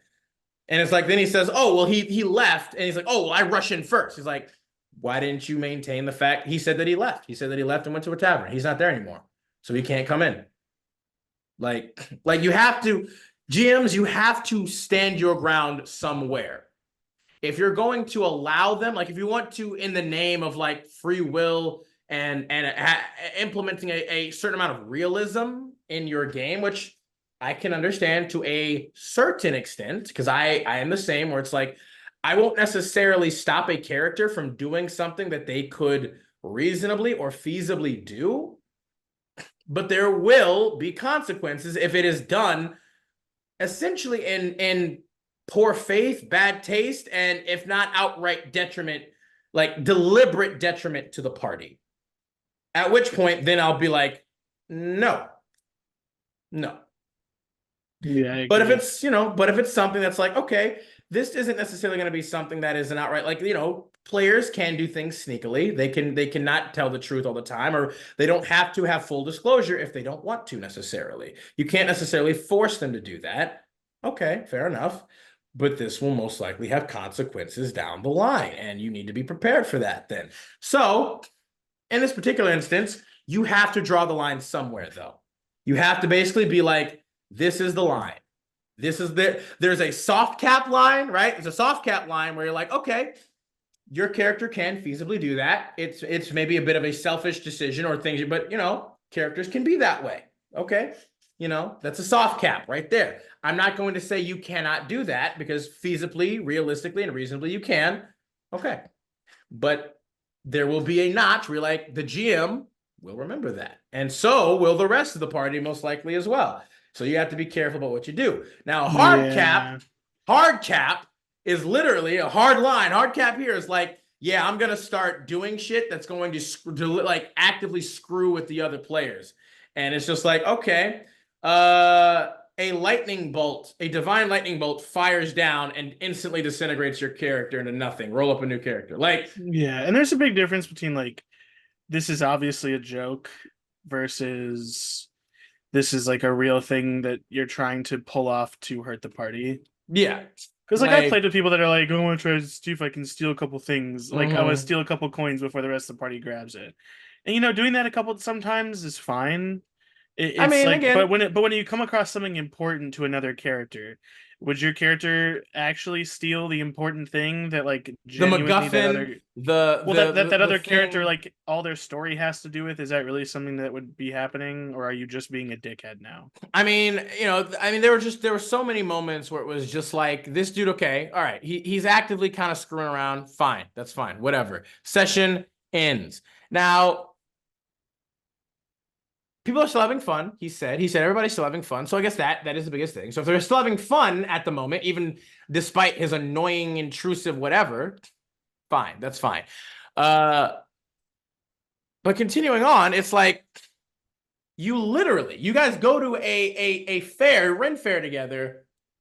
As part of the club, dude gets drunk and he straight up admits to you that he gave you loaded dice, negatively loaded dice. Like literally tries to be like, hey, look, yeah, I'm trying to screw you over actively. Funny prank, right, bro? It's I don't want like, to be that guy, but like depending on how drunk I would have been at a Ren fair, if someone told me that, I would have hit them. again, GM's literally just like, it's like, ha, yeah, not really. Yeah, it's not fun. He literally just admitted to you that he is actively sabotaging you now. It's not even like a thing like in the game where it's like you can't necessarily say he's trying to sabotage, even though by all standards of measurement he is, because he's not actually contributing or helping, and he's in fact actively extracting necessary information or tools. But you know what? Yeah. Fine, whatever. But here he literally admits it. He literally gives you his confession of active sabotage every session. And you're not going to. What do you mean? Okay, Jim literally says, I talked to him about that and also the NPC situation, and he seemed to understand. So we continued playing again for a few sessions without incident. It's like, Huh? what are you So that is that not like a break of trust? like literally, like how can you ever believe anything that he says at this point too? Because it's not just the dice. He didn't just do the dice. That in and of itself is an absolutely, in my opinion, egregious crime. But he's also screwing with the game actively with the other players. Again, the players are still having fun, so okay, fine, whatever. But that right there, him outright admitting his active sabotage, like I just don't understand. Like, I get it. You are not, again, you are not conflict oriented. In fact, you're conflict avoidant or confrontation avoidant. But I'm like, damn it, bro. Every time. I can't understand how do you hate confrontation So much that you're willing to just more? How do you abhor confrontation, the discomfort of confrontation, more than you have the discomfort of having this guy in your game screwing with shit, screwing with you, with your friends, with the play? Like, like that's super how? weird to me. How? I don't get it, because you don't even have to be like hostile or intense. You can, I mean, to be fair, it's like they're in a club. So we've had a number of stories now seem to all have been Yeah, we had a deliberately or second. We just exclusively a somehow part had of a second club. theme today, which was clubs. Yeah, all of this seems to take place in clubs, which is just like, okay. So there maybe there's the social aspect that's coming into play here, where you're just like, okay. I mean, I don't want to cause dissonance or problems because, and they did say, to be fair, he did stipulate that they were all a part of this like charity organization or whatever. Like they were all officers or whatever, and so they were apparently afraid of what that might do on the ground, right? Like it was like, Yeah, I but mean, I I kind of mean, get some of that. Yeah, I kind of, but it's also just like, it's like, well, but but why? what wouldn't this also make you maybe question his position in the charity organization? His I guess, but like, like is it that hard? Like, with his behavior here, wouldn't that question his like in real life? Wouldn't that make you question? Be like, wait a minute, hang on a second. You're literally open and totally down to actively try to sabotage me and cheat with this thing here, like that multiple times as a you think it's funny. Don't you think maybe that should call into question like his involvement in the charity organization then? Like, don't you think of it like charity, he's willing to cheat lie and manipulate and fuck people over. Like, do you really want someone like that managing charity? I mean, that's cool. Like, That's am I the literally only kind one of, who's like that? The math ain't math in here. Like, why? it's not. Like, all right, like that. I mean, this whole thing just makes me afraid. It's Like, not mathing, and like again, but these aren't people who are as experienced with as us with other people, and maybe how the world tends to work.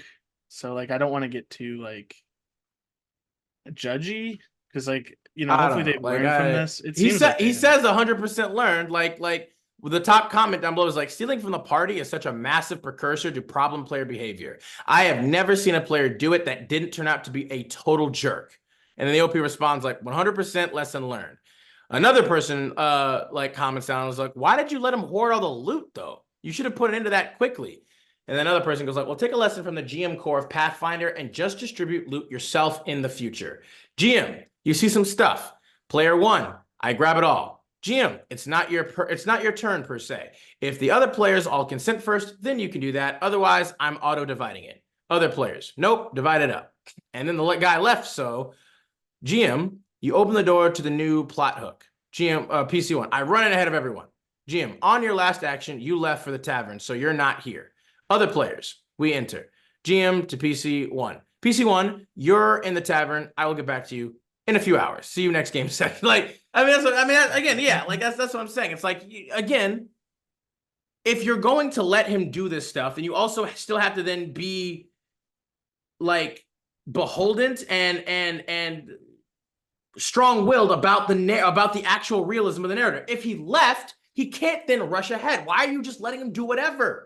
Why at that point just let him basically be like, you know what? I'm level 20 now. I defeat the emperor. I take his throne. I take his wife. I take his all of his stuff, and I am now the emperor. In fact, I take your seat as GM. I'm now the GM of this game. Everybody roll up new characters. You're all level 2, and you're in the 9 hells. Congratulations, it's gonna be fun. Like, you might as well just let him do all of that. You might as well just let him be the GM at that point. Like, what is the point of you being the GM then? If you're just going to literally let him say that I do this and then it happens. Like, he is the GM at that point. And I'm just, it's just like that. That's the shit that makes me angry and frustrated, where you're just like, I get it. Conflict, or not even conflict, but even confrontation, because confrontation doesn't always have to end or result in conflict. Confrontation is not automatically synonymous with conflict. It's not. You can have confrontation and it not be a conflict or a potentially hostile scenario or situation. You're just simply confronting a matter or an issue at hand and attempting to fix it, to remedy it, to do something productive. And I just, so many people, I feel like they would have such better experiences if they were at least just willing to confront it. Like, again, the previous GM and the story with the Blasian GM, with the absolute douchebag OP, where you're just like, she handled that shit great. She was ready to go, bro. But she was also smart enough and intelligent and wise enough to be like, it's not worth it. Although a lot of them held her back. To be honest, her friends also did help hold her back, because she was ready to box, and I would have been so for it, bro. I would have been like, hell yeah, bro, square up, man. You need some extra pair of hands? I got you, fam. Like, these hands is rated E for that nigga over there. Let's go. Like, it's like, because it's like, bro, the shit, like, you don't have to go that far. You don't have to be ready to start throwing a hit. And again, admittedly, it would be less advised, right? You shouldn't be flying off the handle and everything. That's not good either. It's not good to be so utterly like reserved and terrified of confrontation, but nor is it good at all. It's just as equally bad to be too ready to be confrontational about shit, right? Where you don't even need to be confrontational. It's not a conflict. You don't need to confront that shit. You just work it out. Just talk about it for a second. Like, but I get it. There are a lot of extenuating circumstances that we might not be aware of, and factors and other things in place. But it's just like, there are so many ways that you could have mitigated at least a number of this. Yeah, I'm not even literally. saying that you had to kick him right away. I'm not even saying that you could have like fixed it, but even just again maintaining some amount of like professionalism or just again consistency in how things happen in turn of events, consistency in the turn of events. Like you're just playing the game at that point. It's not even a confrontation. Like no, not really. But anywho, unless you have any more ideas or thoughts on this one, Sammy, let's go ahead then, and we will move on to the next post. This one, my friends, is this is gonna be quite a doozy here. This one is titled "The Worst That Guy / Edgelord I've Ever Had to Discuss to GM for." This buckle up, everyone. Now, I apologize for how long this is, but it'll make sense if you struggle through it. We'll start off before the campaign where I set up some simple rules for the game. One being no evil characters, unless everyone else is happy with them. And they didn't discuss their character with anyone, including me, the GM, until after the start of the campaign. So, in prep for the game, which is expected to run for well over a year, I asked everyone for backstories, which are supplied by the others weeks in advance. Some were even chapters long. But all I got from that guy was, I put it on a memory stick, but I lost it. Weeks later, the campaign starts, and he shows up, shows me his character sheet on the day of, and all I was able to find out was, oh, he's a fiend warlock of the undead race from Critical Role, specifically I think the Reborn, which is actually from Ravenloft, but still, but nothing more, including still no backstory. The first encounter starts as the party meet along the way and arrive in a town that's been ravaged by goblin horde.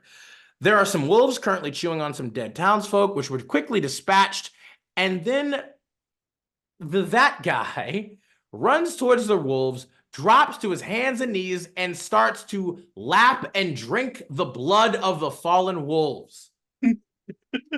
Nothing was discussed with me about why he's doing this, and everyone else at the table just gives him a what the F look.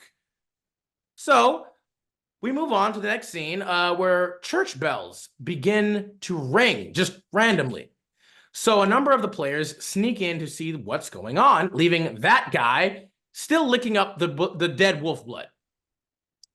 Inside the church, they get information from the goblin and let them leave as long as they never see the goblin again, being merciful, only to immediately after hear a spell being cast outside and to come out to find their released goblin dead on the ground, only one other person beside him denying that he killed the goblin as he currently laps up the dead goblin's blood. As the exploration begins in earnest, the de facto leader, the bard, tells everyone to stay together for safety. So, of course, in response to this, that guy immediately runs off on his own to find places to loot. He finds a chest guarded by an animated sword and takes a couple of hits before retreating back, not being able to open the chest, and explains to the rest of the party that he found a couple of goblins who jumped me to explain the cuts. So, moving on from the town, following the goblin horde's tracks, they find the dead body of what was obviously the town guard captain, and they get some useful items. And of course, that guy starts drinking the blood of the dead captain, because of course he does. Why would he do anything else? He had absolutely nothing to do with killing this guy, so he's not drinking the blood of his victims or anything like that. He's just drinking dead beings' blood. So, and still no explanation as to why. So a couple of big fights begin to happen, and they finally are able to successfully save the townsfolk from their capture. And they are rewarded and given information on what the bigger story of the area is, as well as at this point, the first session comes to an end. So before I explain that guy's backstory, we have to explain some of the party themselves. All of them are good aligned apart from the warlock, and he tied himself to the artificer's backstory retroactively after hearing it because he hadn't spoken to the player before about it at all. But so The artificer had a hidden lab in some caves where he was experimenting with his inventions, trying to keep a lot of them away from the public eye, as some of them were dangerous. So here's the whole jaw-dropping backstory idea that had, so far, taken the warlock over 2 months to come up with, even though he didn't even actually know about the artificer's one until the start of the game. Prepare yourself. So, want to do this justice real quick. An orphan who was always interested in magic. He was exploring the caves when he was caught in an explosion from one of the artificer's experiments, and after dying, he was resurrected and given powers by his patron, the King of Hell. Yes, I was shocked at the amount of thought he put into this backstory as well, and then I had to explain that the highest rank of devils were archdukes and archduchesses. There is no king of all devils of hell, okay? But it could be a lower level one who is maybe lying to him and pretending to be, you know, this really powerful, high up ranking devil. But no, he wanted his patron to be the most powerful of all devils. He explained to me that he wanted to absorb the souls of creatures by drinking their blood, gaining a bigger army for his patron. Good golly gosh damn. Can there be any more edge here? All right, we move on through the campaign. We kept doing things behind the backs of the rest, he kept doing things behind the backs of the rest of the party as they all repeatedly said, just tell us what you're doing and we'll probably be fine with it. But he continued on his way, lying, cheating, and stealing and causing problems for a newly acquired party patron, someone providing money and equipment and transport to the party by insulting her to her face. At about this point, we get a new player who played with most of us from an earlier game. And he came in and made a couple of faux pas, but they were laughed off. We got to an encounter where they are meant to sneak attack a giant, and the rogue alerts the giant before initiative.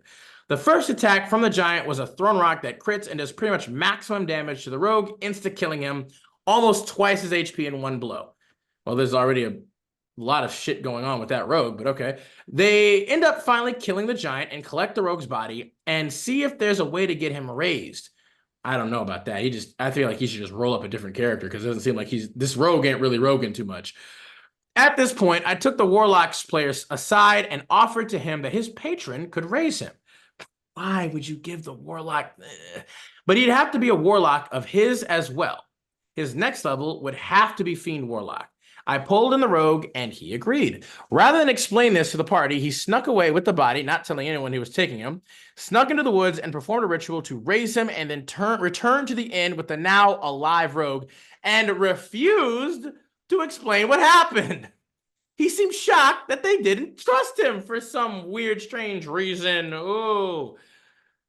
As we move on, he continued to drink the blood of the fallen, sneak around, steal from the loot before the party got to it, and overall, just being a super typical shitter that guy who was not working for the party as he actively antagonized the others and kept secrets, the worst of which came out where they didn't know the identity of someone working against them. He asked his patron, who thought it was funny, to expose a mini-boss who was basically a source of chaotic evil energy in the region. Rather than share this information with the rest of the team, he smugly sat aside and gave hints that he knew something. They asked him, he basically said, what's the information worth to you? To incredulity from the rest of the party. We wrapped up the session just after this. Honestly, yeah, no, I'm liking, he's definitely using a number of decent words here. I appreciate it. It all comes to a head as he was gloating to the others that he was being given extra powers by his patron that made him able to kill the entire party without a thought. The other players asked me if I was favoring him, and I had to answer that I had no idea what he was talking about. Well, here's the issue.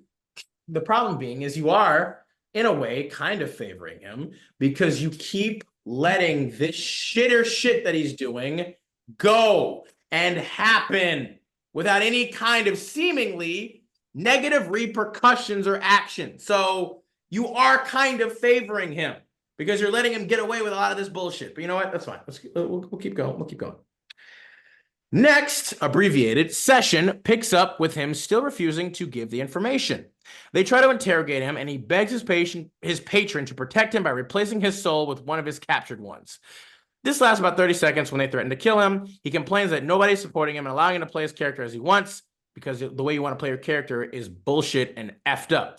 He later explains that his idea was that at the end of the campaign, everyone would support him as he turns on his patron in an attack on the Hells. All of this as he spent the whole time backstabbing the party and being a loner. Of course they'd want to help him out. After this, he left the campaign and they sacrificed his character to some psychotic paladins who were fighting demon possessions. We don't hear from him. Honestly, pretty decent way for you to take him out. We don't hear from him for about 3 to 4 months, and then someone bumps into him randomly, and he explains that he's in a new D&D campaign where they've been playing for 3 months, and he's already level 50. Level 20 twice, and a level 10. And he had an army of the undead at his command. Yeah, dude. Fuck yeah, man. In post, a bit of an abrupt ending there, but okay. Wow. So Samuel, what are your thoughts on our lovely little? Dude, I mean, like again, this seems to be a common theme today of people that don't kick people out when they should get kicked out. Unfortunately. I mean, it seems like a pretty common theme for most of these stories that we read overall, but well, I guess, yeah. This one especially though, where it's just like I'm a bit confuzzled. All of the necessary, love the word confuzzled. All of the red flags, like all of his behavior and mannerisms up to this point, it's like he didn't even get kicked. He left by his own accord because he felt that people were being unfair to him. Where it was just like, Jim, what are you doing? What? Yeah. What is this? Where are you at? If it was up to me, you would be fucking gone. Like, so fucking gone. He said that this campaign was expected to run for well over a year. He gave you no backstory to start. And then right on day one, he doesn't talk to you at all about his character at all. He doesn't give any day one. He just shows you his sheet, and all you're able to ascertain is that he's a fiend warlock of the reborn race, and there's nothing else. Like, I'm a bit confused. That's it. If I'm being honest about why they let it go on this long. Like he's okay. So he's drinking blood. Fine. He's not giving any explanation to that. That's right there is when you stop the game and you're like, all right, what are you doing? I mean, I would, it's like, okay, like you have to at least give some kind of explanation to your GM. Like, what is your character just psychotic? Is he just crazy? You know what? If there's any other people in the vicinity of him while he's doing that, I'm not even counting the party, but most likely the party would have a reaction to this. Yeah. They would actively hunt him down and either imprison him or kill him. I mean, because nobody does that.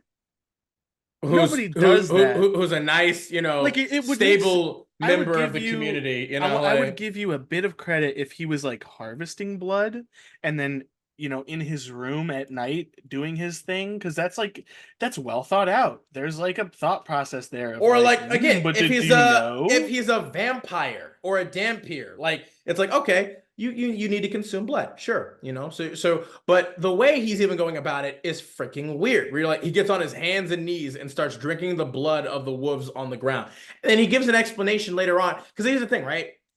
I will bet you any amount of money, anything at all, in fact, that he had no reason for it at the beginning.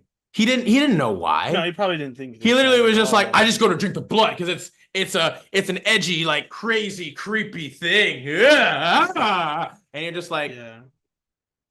Okay, but and then later on, because again, later on he literally says it. He's like, he's like, oh wait, he heard everyone else's backstories, and he was just like, oh wait, yeah, I got it. My backstory was I was an orphan. I was an orphan, right? Yeah. I went to explore some caves. Yeah. I was always interested in magic. I always loved magic, right? Yeah. So I went to explore some caves There was an explosion. It was a an explosion, right? It was an explosion. From Artificer. Artificer's experiment. He was doing experiments in the cave. Yeah, right. He said that. Yeah. It was an explosion, and I died. I died. I died. I'm dead. I was given power. I was giving phenomenal, all-powerful cosmic power from my patron, who's he's the king of hell. And it's just like, Yeah, it's unfortunate because like even the basic understanding of the hells is that that's not how that functions. But okay. Well, you know what? Well, here's the thing. Maybe the hells is different in OP's game. No, Maybe. he even said as such. No. But he deliberately then was like, so because technically speaking, there is technically a king of hell, which would be Asmodeus. To be fair, like he doesn't label himself as a so-called king of hell, but everybody knows he is technically the unchallenged, unmitigated, uncontested. Sure, yeah, but like he wouldn't call himself that. No, he's not the king of hell. But point being is that like, you know, so maybe it's not quite the same because the highest rank of devil are archdukes and archduchesses, which yeah, fair. But it's like I did kind of like his thing where he's like, oh, he's, you know, he has a fiend who's maybe lying to him. Yeah, I like that. That is a great. I think that's a great way to use that. I think that's hilarious. That would be a fantastic. Like I probably would say there might not be like a lower level devil because in order to be a patron to really give warlock powers, you do have to be a somewhat higher level being to be able to then bequeath energy or powers or magic onto another being. Yes and no. I mean, you don't have to be all powerful by any means. No, not all powerful, but you do have to be a higher level. Like you're not gonna find like a freaking imp who's able to, you know, make a warlock pact with a person. But even then, it's like that he has maybe dreams of becoming the king of hell. You know, like for instance, like, you know, like Raphael from, you know, Baldur's Gate 3. Yeah, like, it could be a scheming. Like he is a very powerful devil. He's not considered an archduke or an archduchess, but he is a high powered devil who can do that, you know? And it's like, yeah, he could be a warlock patron. What is he considered? I don't think he's quite a pit fiend yet, but he is an upper devil. I'm forgetting the name of them. There are very specific devils that operate on the material plane often. Which he clearly does. But I don't think it's ever explicitly stated what kind of devil that he is, but he is clearly an upper higher ranked devil. He's not a barb devil. I don't believe he is a pit fiend. He's almost kind of his own thing from what I've seen. Because yeah, he's definitely not pit fiend level, which is basically just one step below archduke or archduchess. He might even just be a duke or a duchess. He might be a devil duke, but not an archduke. Like, but I think he would be a perfect representation. He's considered a Cambion. That's true. Well, yeah, but that like, yeah, he's I guess technically a lot of them are Cambion, but he is a higher level Cambion. Like his race is Cambion, which I guess that does make sense for the way that he looks. But he's also obviously he has a bit of a well, not even just connect. He's a high level devil. Like he had his own thing in freaking I can't believe I'm blank. What's the first layer of hell? I'm blanking. Oh, dude, I don't remember. God, I can't believe I'm blanking on this. Crazy. Avernus. That's it. The first layer of hell, Avernus. He had his own area in Avernus or whatever. So his dad is Mephistopheles. His father's Mephistopheles. Yeah. So I didn't know his dad was Mephistopheles. So the guy who is his lover in the house. Sorry, spoilers. Is a direct agent of him, basically sent there to distract his son from plotting against him. Interesting. I don't think I never got that information. I don't know if I ever. I didn't either. There's like actual. Because I've been there. I've seen him. Like I fought that dude or whatever. But like, I killed him. I wonder where. Yeah, I believe I did too. I wonder where you can get that information. No idea. Huh. Maybe it's something that was. Either way, I was not aware that he was a son of Mephistopheles, because that would show why he's particularly powerful. Yeah. He's not an archduke or an archdevil, but he is very powerful. He's high up on the the hierarchy because, yeah, he is the son of an archdevil and what a lot of people consider the second most powerful archdevil. So, that being the case, yeah. So you could have it like that, which would have made sense. But you know what? Let's continue. We've gone off on a bit of a tangent here, but hey, you know, the more you know. Devils are awesome. We love devils here.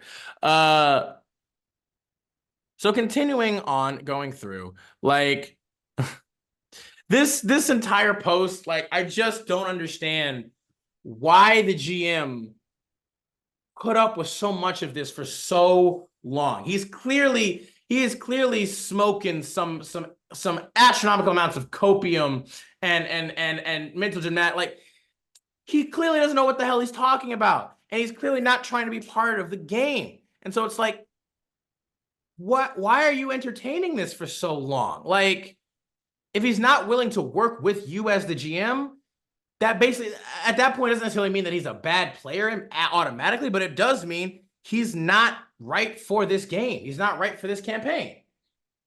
So let him go. And it seemed like you had plenty of other characters. It didn't seem like you had like a want for players if you booted him. Like, yeah, I don't know. Like I don't want to, like, you know, blame the OPs or come for the OPs too hard all the time, but it's just like for so many of these, it's just like there were so many instances where it's like it's not even just like, okay, he was a little weird or he like one mistake. Because I'm always about fairness, right? Everybody gets a second chance, right? If they made a mistake and it wasn't an intentional thing, if they're not being an active asshole, then, you know, have a conversation with them or just point out maybe some things. And if they're genuinely, you know, like repentant or like, oh, sorry, you know, I apologize. I'll do my best to try to like rein it in. It's like, okay, cool. But this dude is just, he's actively sabotaging. Like, man, I just don't Dumb, understand. isn't it? I don't understand, like, how can you allow a player to keep playing when they're actively sabotaging the party? They're actively screwing with the other people, the players, the game. Like they are a detriment. Like how GMs, and you know what, I'll even put it out not just to GMs. I'll also put it out to the rest of the players. Players, if this player over here is literally going to be like, I'm doing this because this is what my character would do. This is what my character would do. There's such an obvious fair rebuttal to that, where your character then either like takes back from them, arrests them, or just takes them out, and then you go like, yeah, that's what my character would do. If your character is actively trying to harm my character is gonna beat the shit out of you, and they're gonna kick you out of the party because that's what my character that's what we do against any other enemy, right? Any NPC, if they try to screw with us, you beat the shit out of them and you whatever, you take care of them. So I don't care that you're a player. You being a player doesn't give you automatic freedom of consequences of your actions in the game. We're not playing a goddamn video game RPG where you can just do some bullshit or messed up shit and then reset the world back before any of that happened, to, like, you know, for shits and giggles. Like, Just for fun. you know, do something, like act. What would you do if someone was doing? I mean, I guess maybe the same thing. Like, what would you do if someone was doing to this in real life? I guess probably the same thing. Maybe they wouldn't do anything. Maybe they wouldn't react at all. Maybe they would just be like, yeah, you know, I don't know. But it makes me frustrated. It makes me sad. It makes me sad. We're just like, you're just letting him fucking ruin your shit. Like, For what?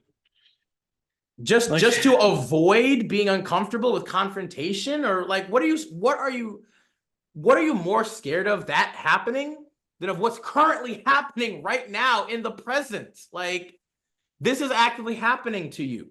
If you're scared and ruining having to go to D&D, then do something about it or leave, I guess. I don't know, man. It makes me sad to see that, you know. It does.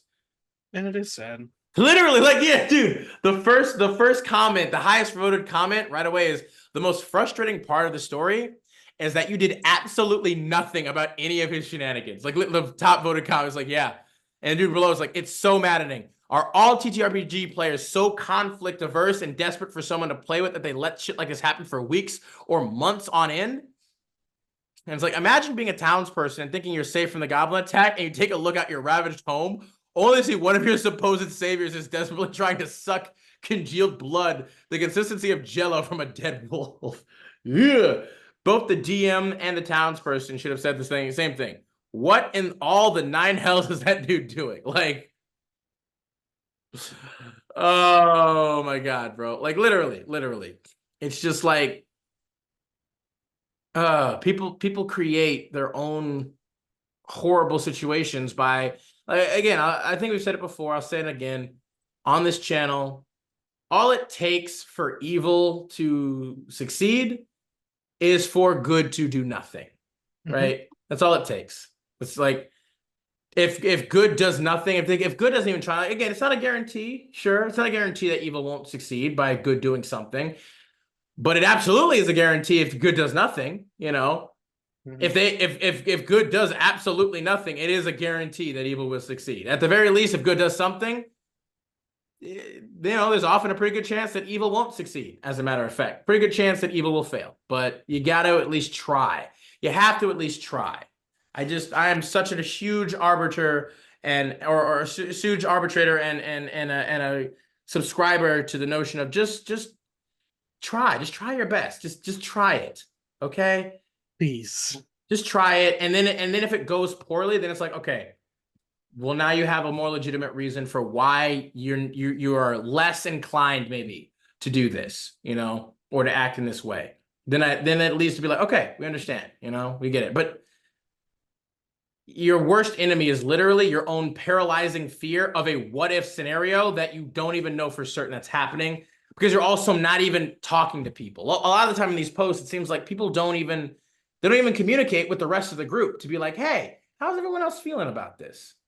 Like, what are your thoughts? What are your feelings about this person, their behavior, about how I'm doing, what's going on, you know? And it's like, you're just like, oh, if I say or do anything even slightly confrontational or conflicting, everyone's gonna hate me, and everything's gonna go wrong, and all the worst shit is gonna happen. And it's like, a lot of the worst shit already is kind of happening, my dude. Like, but you know what? Let's go ahead and move on. I've ranted enough about this one. Let's go ahead. Let's finish off today with this last story here. Sammy, go ahead. Take us away. Finish us off. If you'd be Take so us kind. away. Just finish Yeah. us off. Oh, I'll finish you off. Don't worry Please, about it. please do, man. We're here. We're just dying. We need to finish. We need to get that real climax, right? That other group didn't get their climax, so we need to get ours here. We're not gonna leave you, audience, just edging, I don't know why, okay? but all I could think of is, oh, I'm gonna get mine. Yes, we are on the same page. All right, our All right. minds are synergized. We're mind melded. Let's go. Let's do it. All right. Let's hit it hard. So our last one is D&D player goes full Goblin Slayer on her brother's DMPC.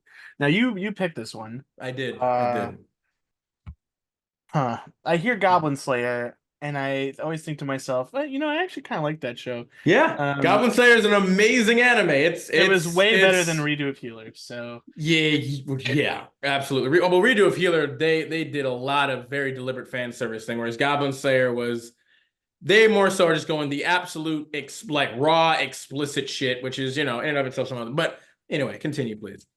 all right, so this is a complicated situation for me. I, Bugbear Warlock, am friends with almost everyone involved. Me and my good friend DM have just graduated college, but we still play D&D at our friend's dorm, Human Rogue, along with two other friends who aren't relevant to the story, and DM's girlfriend, Hobgoblin Barbarian.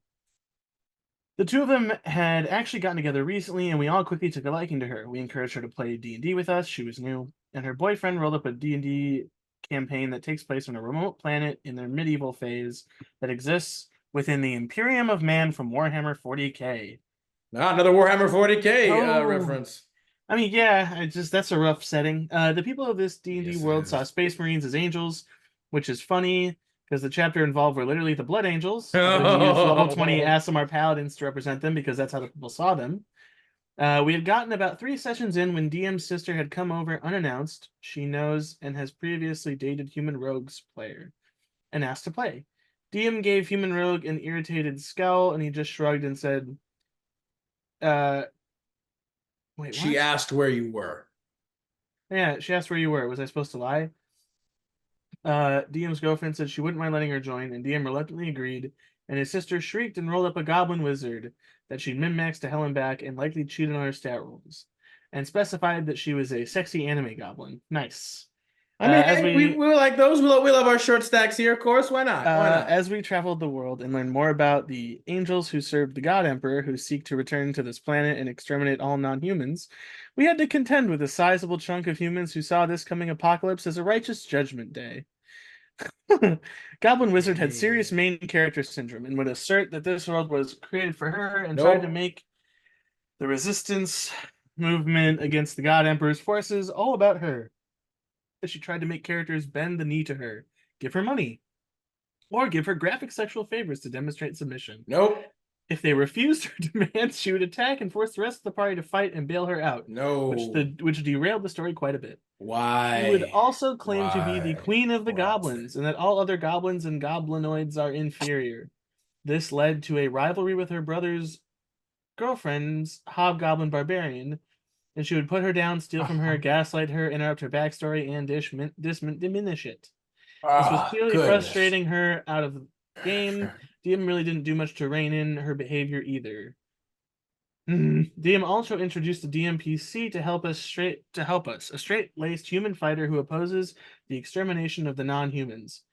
This DMPC ended up dating the Hobgoblin Barbarian for obvious reasons, to which Goblin Wizard would make snide comments about, like calling the relationship cringe, or trying to grope DMPC as a prank, or in one particularly nasty incident that occurred after the Hobgoblin was denied entry to a human-only bar. Goblin said they only denied us because you're an ugly bitch, while looking straight at her in real life. This is what caused Hobgoblin to snap IRL and effing A, bro. Effing A. Say she was being a brat, and she just started crying, and the DM tried comforting her, and his girlfriend was visibly pissed. The rest of us were basically stuck there for like 20 minutes before we all slowly trickled home. When we came back, there was still palpable tension in the air, and Goblin Wizard still carried on with her in-game rivalry with Hobgoblin Barbarian. But the final straw seemed to have come when the DM introduced another DMPC, a Githyanki cleric, to sort of be the devil on our shoulders. Goblin Wizard then sized up this DMPC, given their similar penchant for dark and or evil methods to achieve their goal. She said, "You look breedable. I want to know what Goblin Gith hybrids look like. Let's find out." The DM just asks, "Aren't you a girl anyway? What even is this character?" To which she just responds with, "I can't hold it in any longer. I cast Dominate Person to make the bitch spread her legs. And then I cast Mage Dick and pump her full of goblin spawn." Oh god, dude. Jesus. This is the DM's sister? Yes, it is. Ew. Yep. Ew. Mm-hmm. Yeah. DM's girlfriend. There's a lot going on here, my dude. Like, DM's girlfriend then said, "Okay, this is just too weird." And of course, she angrily responds with, "I can't help it.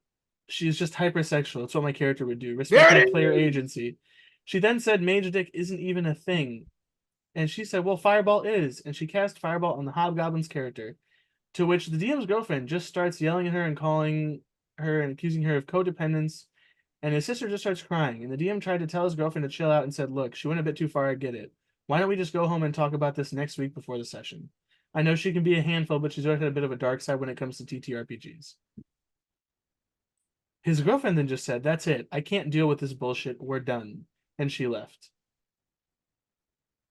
And then we sat in silence a second before Goblin's player jumped in and said, "She's a bitch anyway. Don't even give her the pleasure of trying to chase her." DM just then said, "I think we're done then," awkwardly, as we all left.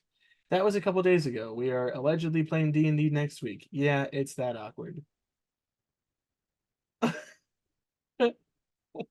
TLDR, crazy edgy woman bullies her brother's girlfriend and tries to force the campaign to revolve around her until she dominates her brother's DMPC and his girlfriend dumps him. Yeah, that boy, bro. See, I was hoping the girlfriend would just murder the goblin. Yeah, no, I mean, because she That's could. what I thought. That's what I thought. She totally could. As a barbarian, like, as long as the goblin isn't super high level yet. Although, to be fair, apparently the OP says that she like min-maxed the crap out of her goblin. Yeah, So, I mean, but like, 1v1 if you get up to her and she can't get away. well, that's what I And mean. It depends. Like, it depends on how well she knows the game. Because if she knows like certain spells or certain things, and depending on how high level they are, like oh yeah, sure. it would probably be hard for the barbarian to be able. The issue being is that the girlfriend also is brand new to the game. She doesn't necessarily know all the stuff. So again, obviously, biggest blaring issue. I mean, even more so than the rest. Interestingly, if it was even possible, I didn't think it was, but apparently it is. Where's the GM in all this? Why isn't the GM Doing anything? doing anything? Especially Literally the bare minimum. when his younger sister is apparently bullying and screwing with his girlfriend, who It is is also a brand weird and new to the game. is also a weird sex deviant. Like That's always like nice. and is clearly a brat and it's clearly like emotionally manipulative. Like and he clearly didn't want her there. When she showed up, he literally gives a scowl, an irritated scowl towards the rogue who invited her, apparently, and he didn't even want her there. So then why are you putting up with this? What I mean, Yeah, sounds like he's not worth dating anyway. He sounds like a pussy. agreed. No, I think again, once again, freaking homegirl, she I've loved her. She stood up. She stood up for herself. She started she called that shit like it is for real. And it was, oh my God, for this shit, I feel bad for her. I'm sorry that this was her first experience like that. It started so good and so well, and then all of this shit happened, and then yeah, I hope, and I feel like it's likely that she's not gonna play D&D anymore. I feel like it's likely that she's not gonna play anymore after this experience, because it's also forever connected with her breaking up with a partner that, didn't stand up for her in any way, shape, or form whatsoever. Even when, like, it's one thing if your partner F's up or they're effing around and you're not standing up for them or whatever, because, like, objectively they are in the wrong. But it's another thing entirely when objectively your sister's in the wrong. She's messing with not just your partner, but everything in the game. You don't even like her, seemingly, or you don't even want her there. And you're not doing anything. Like, God, dude, saying is same verse, same as the first. The real theme of today is, and we started off great. Like the first, like the real theme of today is GMs. What is going on, my man? Like the only GM I think today that actually no, to be fair, we had two. We had two GMs that killed it, which was our biracial GM who was compared to a half-orc. And then the bank heist GM, who also was being real nice and benevolent. They killed it. I was so impressed. And the rest though, the rest just are fumbling so hard, dude. Like one of the top rated comment up here is literally like, I would like to know what the hell he was thinking in all of this. That's some absolutely shit behavior from his sister. And to stick up for her instead of his girlfriend that she's borderline, if not outright, bullying. I get familial loyalty, but there's nothing wrong with calling her out here. I mean, we're talking about familial loyalty. There are plenty of siblings that get into fights for way less than this anyway. Like, yeah, it just seems like a very distasteful. Like it's he says shithead. The comment underneath goes like, shithead siblings don't get like this without a lot of enabling by their parents. I am willing to bet the DM has been dealing with her shit a long time, and it's been minimized by their parents for so long that he doesn't even know what's reasonable behavior anymore. And the first commenter then responds like, that's fair. I get the feeling you may be right on the money by her crying when she's called out, if I'm reading it right, and it's either what you're saying or just straight up a manipulation tactic. I mean, it's clear, it's definitely a manipulation tactic for shit, or for sure, 100%. But I do think that the responder is right in that he might just be so battered and broken, from having to grow up with her and her parents, their parents most likely just babying the shit out of it and probably putting down maybe the GM that he doesn't even know how to do it anymore. Like, I would also be curious to know how old they are. Because it's like, because they said they just graduated college. So why, you don't even have to deal with her anymore, really. Like, you don't have to like worry about her running back to your parents while you're living in the same house. Well, that's so here's the funny thing. I mean, obviously, we have our own relationships with our siblings and family. That's I true. have met people that are our age that still have to treat their siblings like that because their parents are fucking toxic pieces of shit. And they'll like call them and like text And them and like shit. and like Okay. bother them and be terrible. I see. Um, That's fair. I can see that. I get that. Yeah, but it's that still might. still no offense, man up. I mean, just a little bit. Like again, that's your girlfriend, bro. That's your partner, man. And if your sister is literally screwing, like, come on, bro. Come Like on, that's so man. fucking pathetic. Where are your like I don't even know where priorities is. Like I don't know. Like I guess you know we don't have all the context. We don't know all the situations and experiences, but it's just Oh no, not at all. But fix your it's shit, bro. it's just another unfortunate situation where you're just like, come on, man. Like, and I know like every other comment is also doing it too, where they're just sitting there, they're just like, why are you letting this happen? Why are you just standing by and doing nothing? Like, but I would also say, like, what about the rest of the players? Like even OP who posted this whole thing from a third person perspective or whatever, where they're just like, yeah, all this stuff happened. It's like, what did the rest of you say? Why didn't the rest of you stand up for the girlfriend or for your game for what was going on? Why Yeah, didn't the why didn't rest the of rest of you you do anything? why didn't the rest of you kick her out? Like why like enough with this bystander effect bullshit, bro. I hate that so much. It's like, Yeah. yo, it's It's not even pathetic. bystander because you're being affected too. It's not even like you're not even entirely unaffected or uninvolved. You are involved. Like, It's that bullshit that we've talked about before. like, People can't deal with, I guess, just any ounce of normalcy and being confrontational in public or in private because that's like a normal thing. it's like I get it. It's scary. It's uncomfortable, but is it really any more scary or uncomfortable than this shit? Like, come on, man. And apparently, OP is still going back. OP is going back for another session next Smart. week. And it's like, yeah, it's that awkward. Okay, you're saying it's that awkward. What are you doing about it? What are you doing?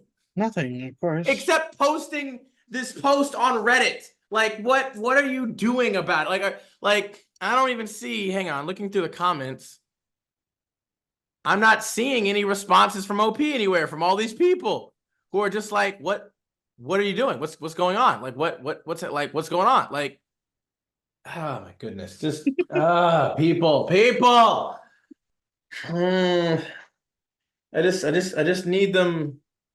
I just need them to put on their big person trousers just for a second, just for a second. Not and again, not attack. You don't have to accuse. You don't have to fight. You don't have to whatever. But just ask some questions, you know, or just express your feelings honestly for a second. Just you know, go there and just be like, hey, excuse me, I feel this. Like I like what's going on? Like why what's going on with this? Does anybody else kind of feel this way? Does anybody else like I get it. It's weird. It's uncomfortable, you know, because you don't the scariest thing is to be the odd one out, right? The scariest thing is to come forward with your thoughts, your feelings about something that's negative and nobody else feels that way, right? Yeah, now you're alone in it. You're all alone, but at the same time, here's the thing. That's a good thing as well because that shows like, all right, you know what? Then maybe I'm just not right for this group. And then you should leave. Like, I get it. Everybody, like, you love D&D. You're fiending for it. You're really needing it. You're really wanting it. I get that. I mean, me and Sam have been there before. We get it. We get it. But even with that, Sam and I will always say, and take it from us, no D&D D&D is is way better better than than bad bad D&D. D&D. Like, you can find another group. It might take a little bit. It might happen immediately, depending on what you like, but you can do it. And it's better than this. It's not worth it. It's not worth this. It's not because you're not even getting what you want. You're not even getting what you need from it, really. No, you're getting what's ostensibly a joke. Like And it's a goddamn it's a bad joke at that. It's not even a good joke. It's a bad damn joke. It's a bad goddamn joke. And you're just like, come on, man. now Like you have to deal with the fact that you're wasting your time, you're miserable, and you're now like maybe some of those people that you played with who you might have considered friends at one point, you no longer will because it's complicated and it sucks, and you just you're saving yourself a lot of anguish by just not doing this, not Yeah. participating in stupid shit. And like, I don't know, maybe it's an age thing, or I don't fucking know. But like, to me, this kind of stuff is like, They just graduated college. It can't be like like all of these people are some of them were like just in college, like second year of college or something like, or second semester of college. So it's like, okay, you're maybe just fresh out of high school, you're still young, you're still sure, whatever. But a lot of these are like, bro, you guys have been doing this for a while. You're not just little kids anymore either. Like, and even for the 18-year-olds or just or first year of college, like you guys are again, at least you are legally adults now, which doesn't automatically mean that you are fully grown. To be fair, that in not at no way, shape, or all. form means that at all. But it does at least mean that, like, hey, bro, like you got to start kind of figuring it out a little bit. Like it's like that's the whole point. When you're finally like, you're out of high school age, or you're going to college. Like this is the time where you really kind of start, like, high school unfortunately isn't really great for prepping you for a lot of the real world these days, like in a lot of ways. So it's like, this is the time to start kind of figuring that out. And for them, it's a little bit more understanding maybe why they would be a little bit more like frightened, or a little bit more like, reserved or whatever here there. But bro, if you just graduated college, a minimum of like what, 2-3 years minimum, like if not four, like depending on like what you're maybe going for. I don't know if, because he said graduated, so I don't think it's like a, either way, whatever, depending on what he went for. Like, you should at least have some goddamn idea of how to, Sense like, anything? well, just or just you should have some ability to, like, to handle some confrontation, to talk, to whatever, like something, bro, something. Either way, anything else you kind of got on this, buddy? No, that was all I really had, to be fair. Mostly because this isn't that complicated. It's just Uh, not. Like, uh, again, it doesn't mean it's not easy, right? It doesn't mean that it's easy either for people. I'm not going to say that. I'm not going to say that it's easy, but it is simple. Simple isn't necessarily always easy, but it is simple. It is very simple, and it's not nearly, I think, as hard or difficult as people make it out to be. no. I think I'm not going to say it's easy. It's not easy. I'm not ever going to sit here and claim that it's easy. It's not. Even for me, it's like, confrontation is still, it's uncomfortable. It always will be for anybody. It's almost never comfortable. Anybody that tells you that it is, I think they may have a problem. Like, because I think that's something else that they're talking about. That's not actually real confrontation, because confrontation is something that you do when you are trying to get a solution to a thing, right? Like you are confronting a problem or an issue that you are trying to remedy, to fix, to See, that's a solve. whole different thing. Yeah. Exactly. Like, and so that being the case, that's always going to have a layer or an element of discomfort to it, because it's like, you're not sure exactly what's going to happen, and you're trying to do it with the intention of it being productive and progressive. And, that's not always going to happen. But that doesn't mean that you shouldn't do it, because it will happen in some form, because you will get more information and a better understanding of the situation if you do so. You might not fix it the way you want it to be fixed right away, No, but you still will always get something positive from trying, from doing it. from putting in some form of effort. Yeah, you get a better understanding, and that will then allow you to make a more informed, better decision of where to go from there, of how to progress from that point on. And so it is always, in my opinion, always, if not the first thing, like, because whatever, you got to do it. You have to do it at some point. And some point sooner rather than later. Stop building up the negative things to the point where now this thing is like, you kind of missed the buck. You lost the buck. It's you might as well just leave anyway now, or something. I don't know. Like, point being is, like, that's kind of how I feel about most of these stories here. Of, it's just like, you recognize the issues and problems. If it's your first time ever, that's one thing. If it's your first time ever, okay, I can give you a little bit more leeway. This is your first experience with having to deal with these people. Okay. Oh yeah, sure. But Even I'm now, even I'm not that heartless. yeah, it's like, so now, you have that experience. Are you Well, gonna learn from it? apply it. Exactly. Learn and then apply it. Not just even learn, but apply it. If there is a next time, God forbid that there is, I certainly hope not. But if there is, because, you know, the chances are not zero, apply what you have experienced and learned previously so that the shit doesn't repeat itself, right? Those who forget the past are doomed to repeat it. So don't forget it. Don't forget the past. You don't have to live in the past. Don't do that. That's just as bad. But remember it. Acknowledge it.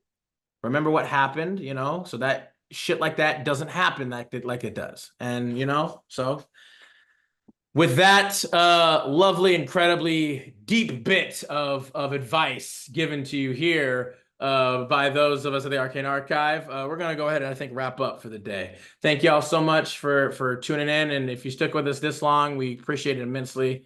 Legitimately, it's very awesome. Super freaking baller of you. Once again, please be sure to like and comment on the video, subscribe and share the channel. And we will be sure to catch y'all the next time when we dive back into the archive.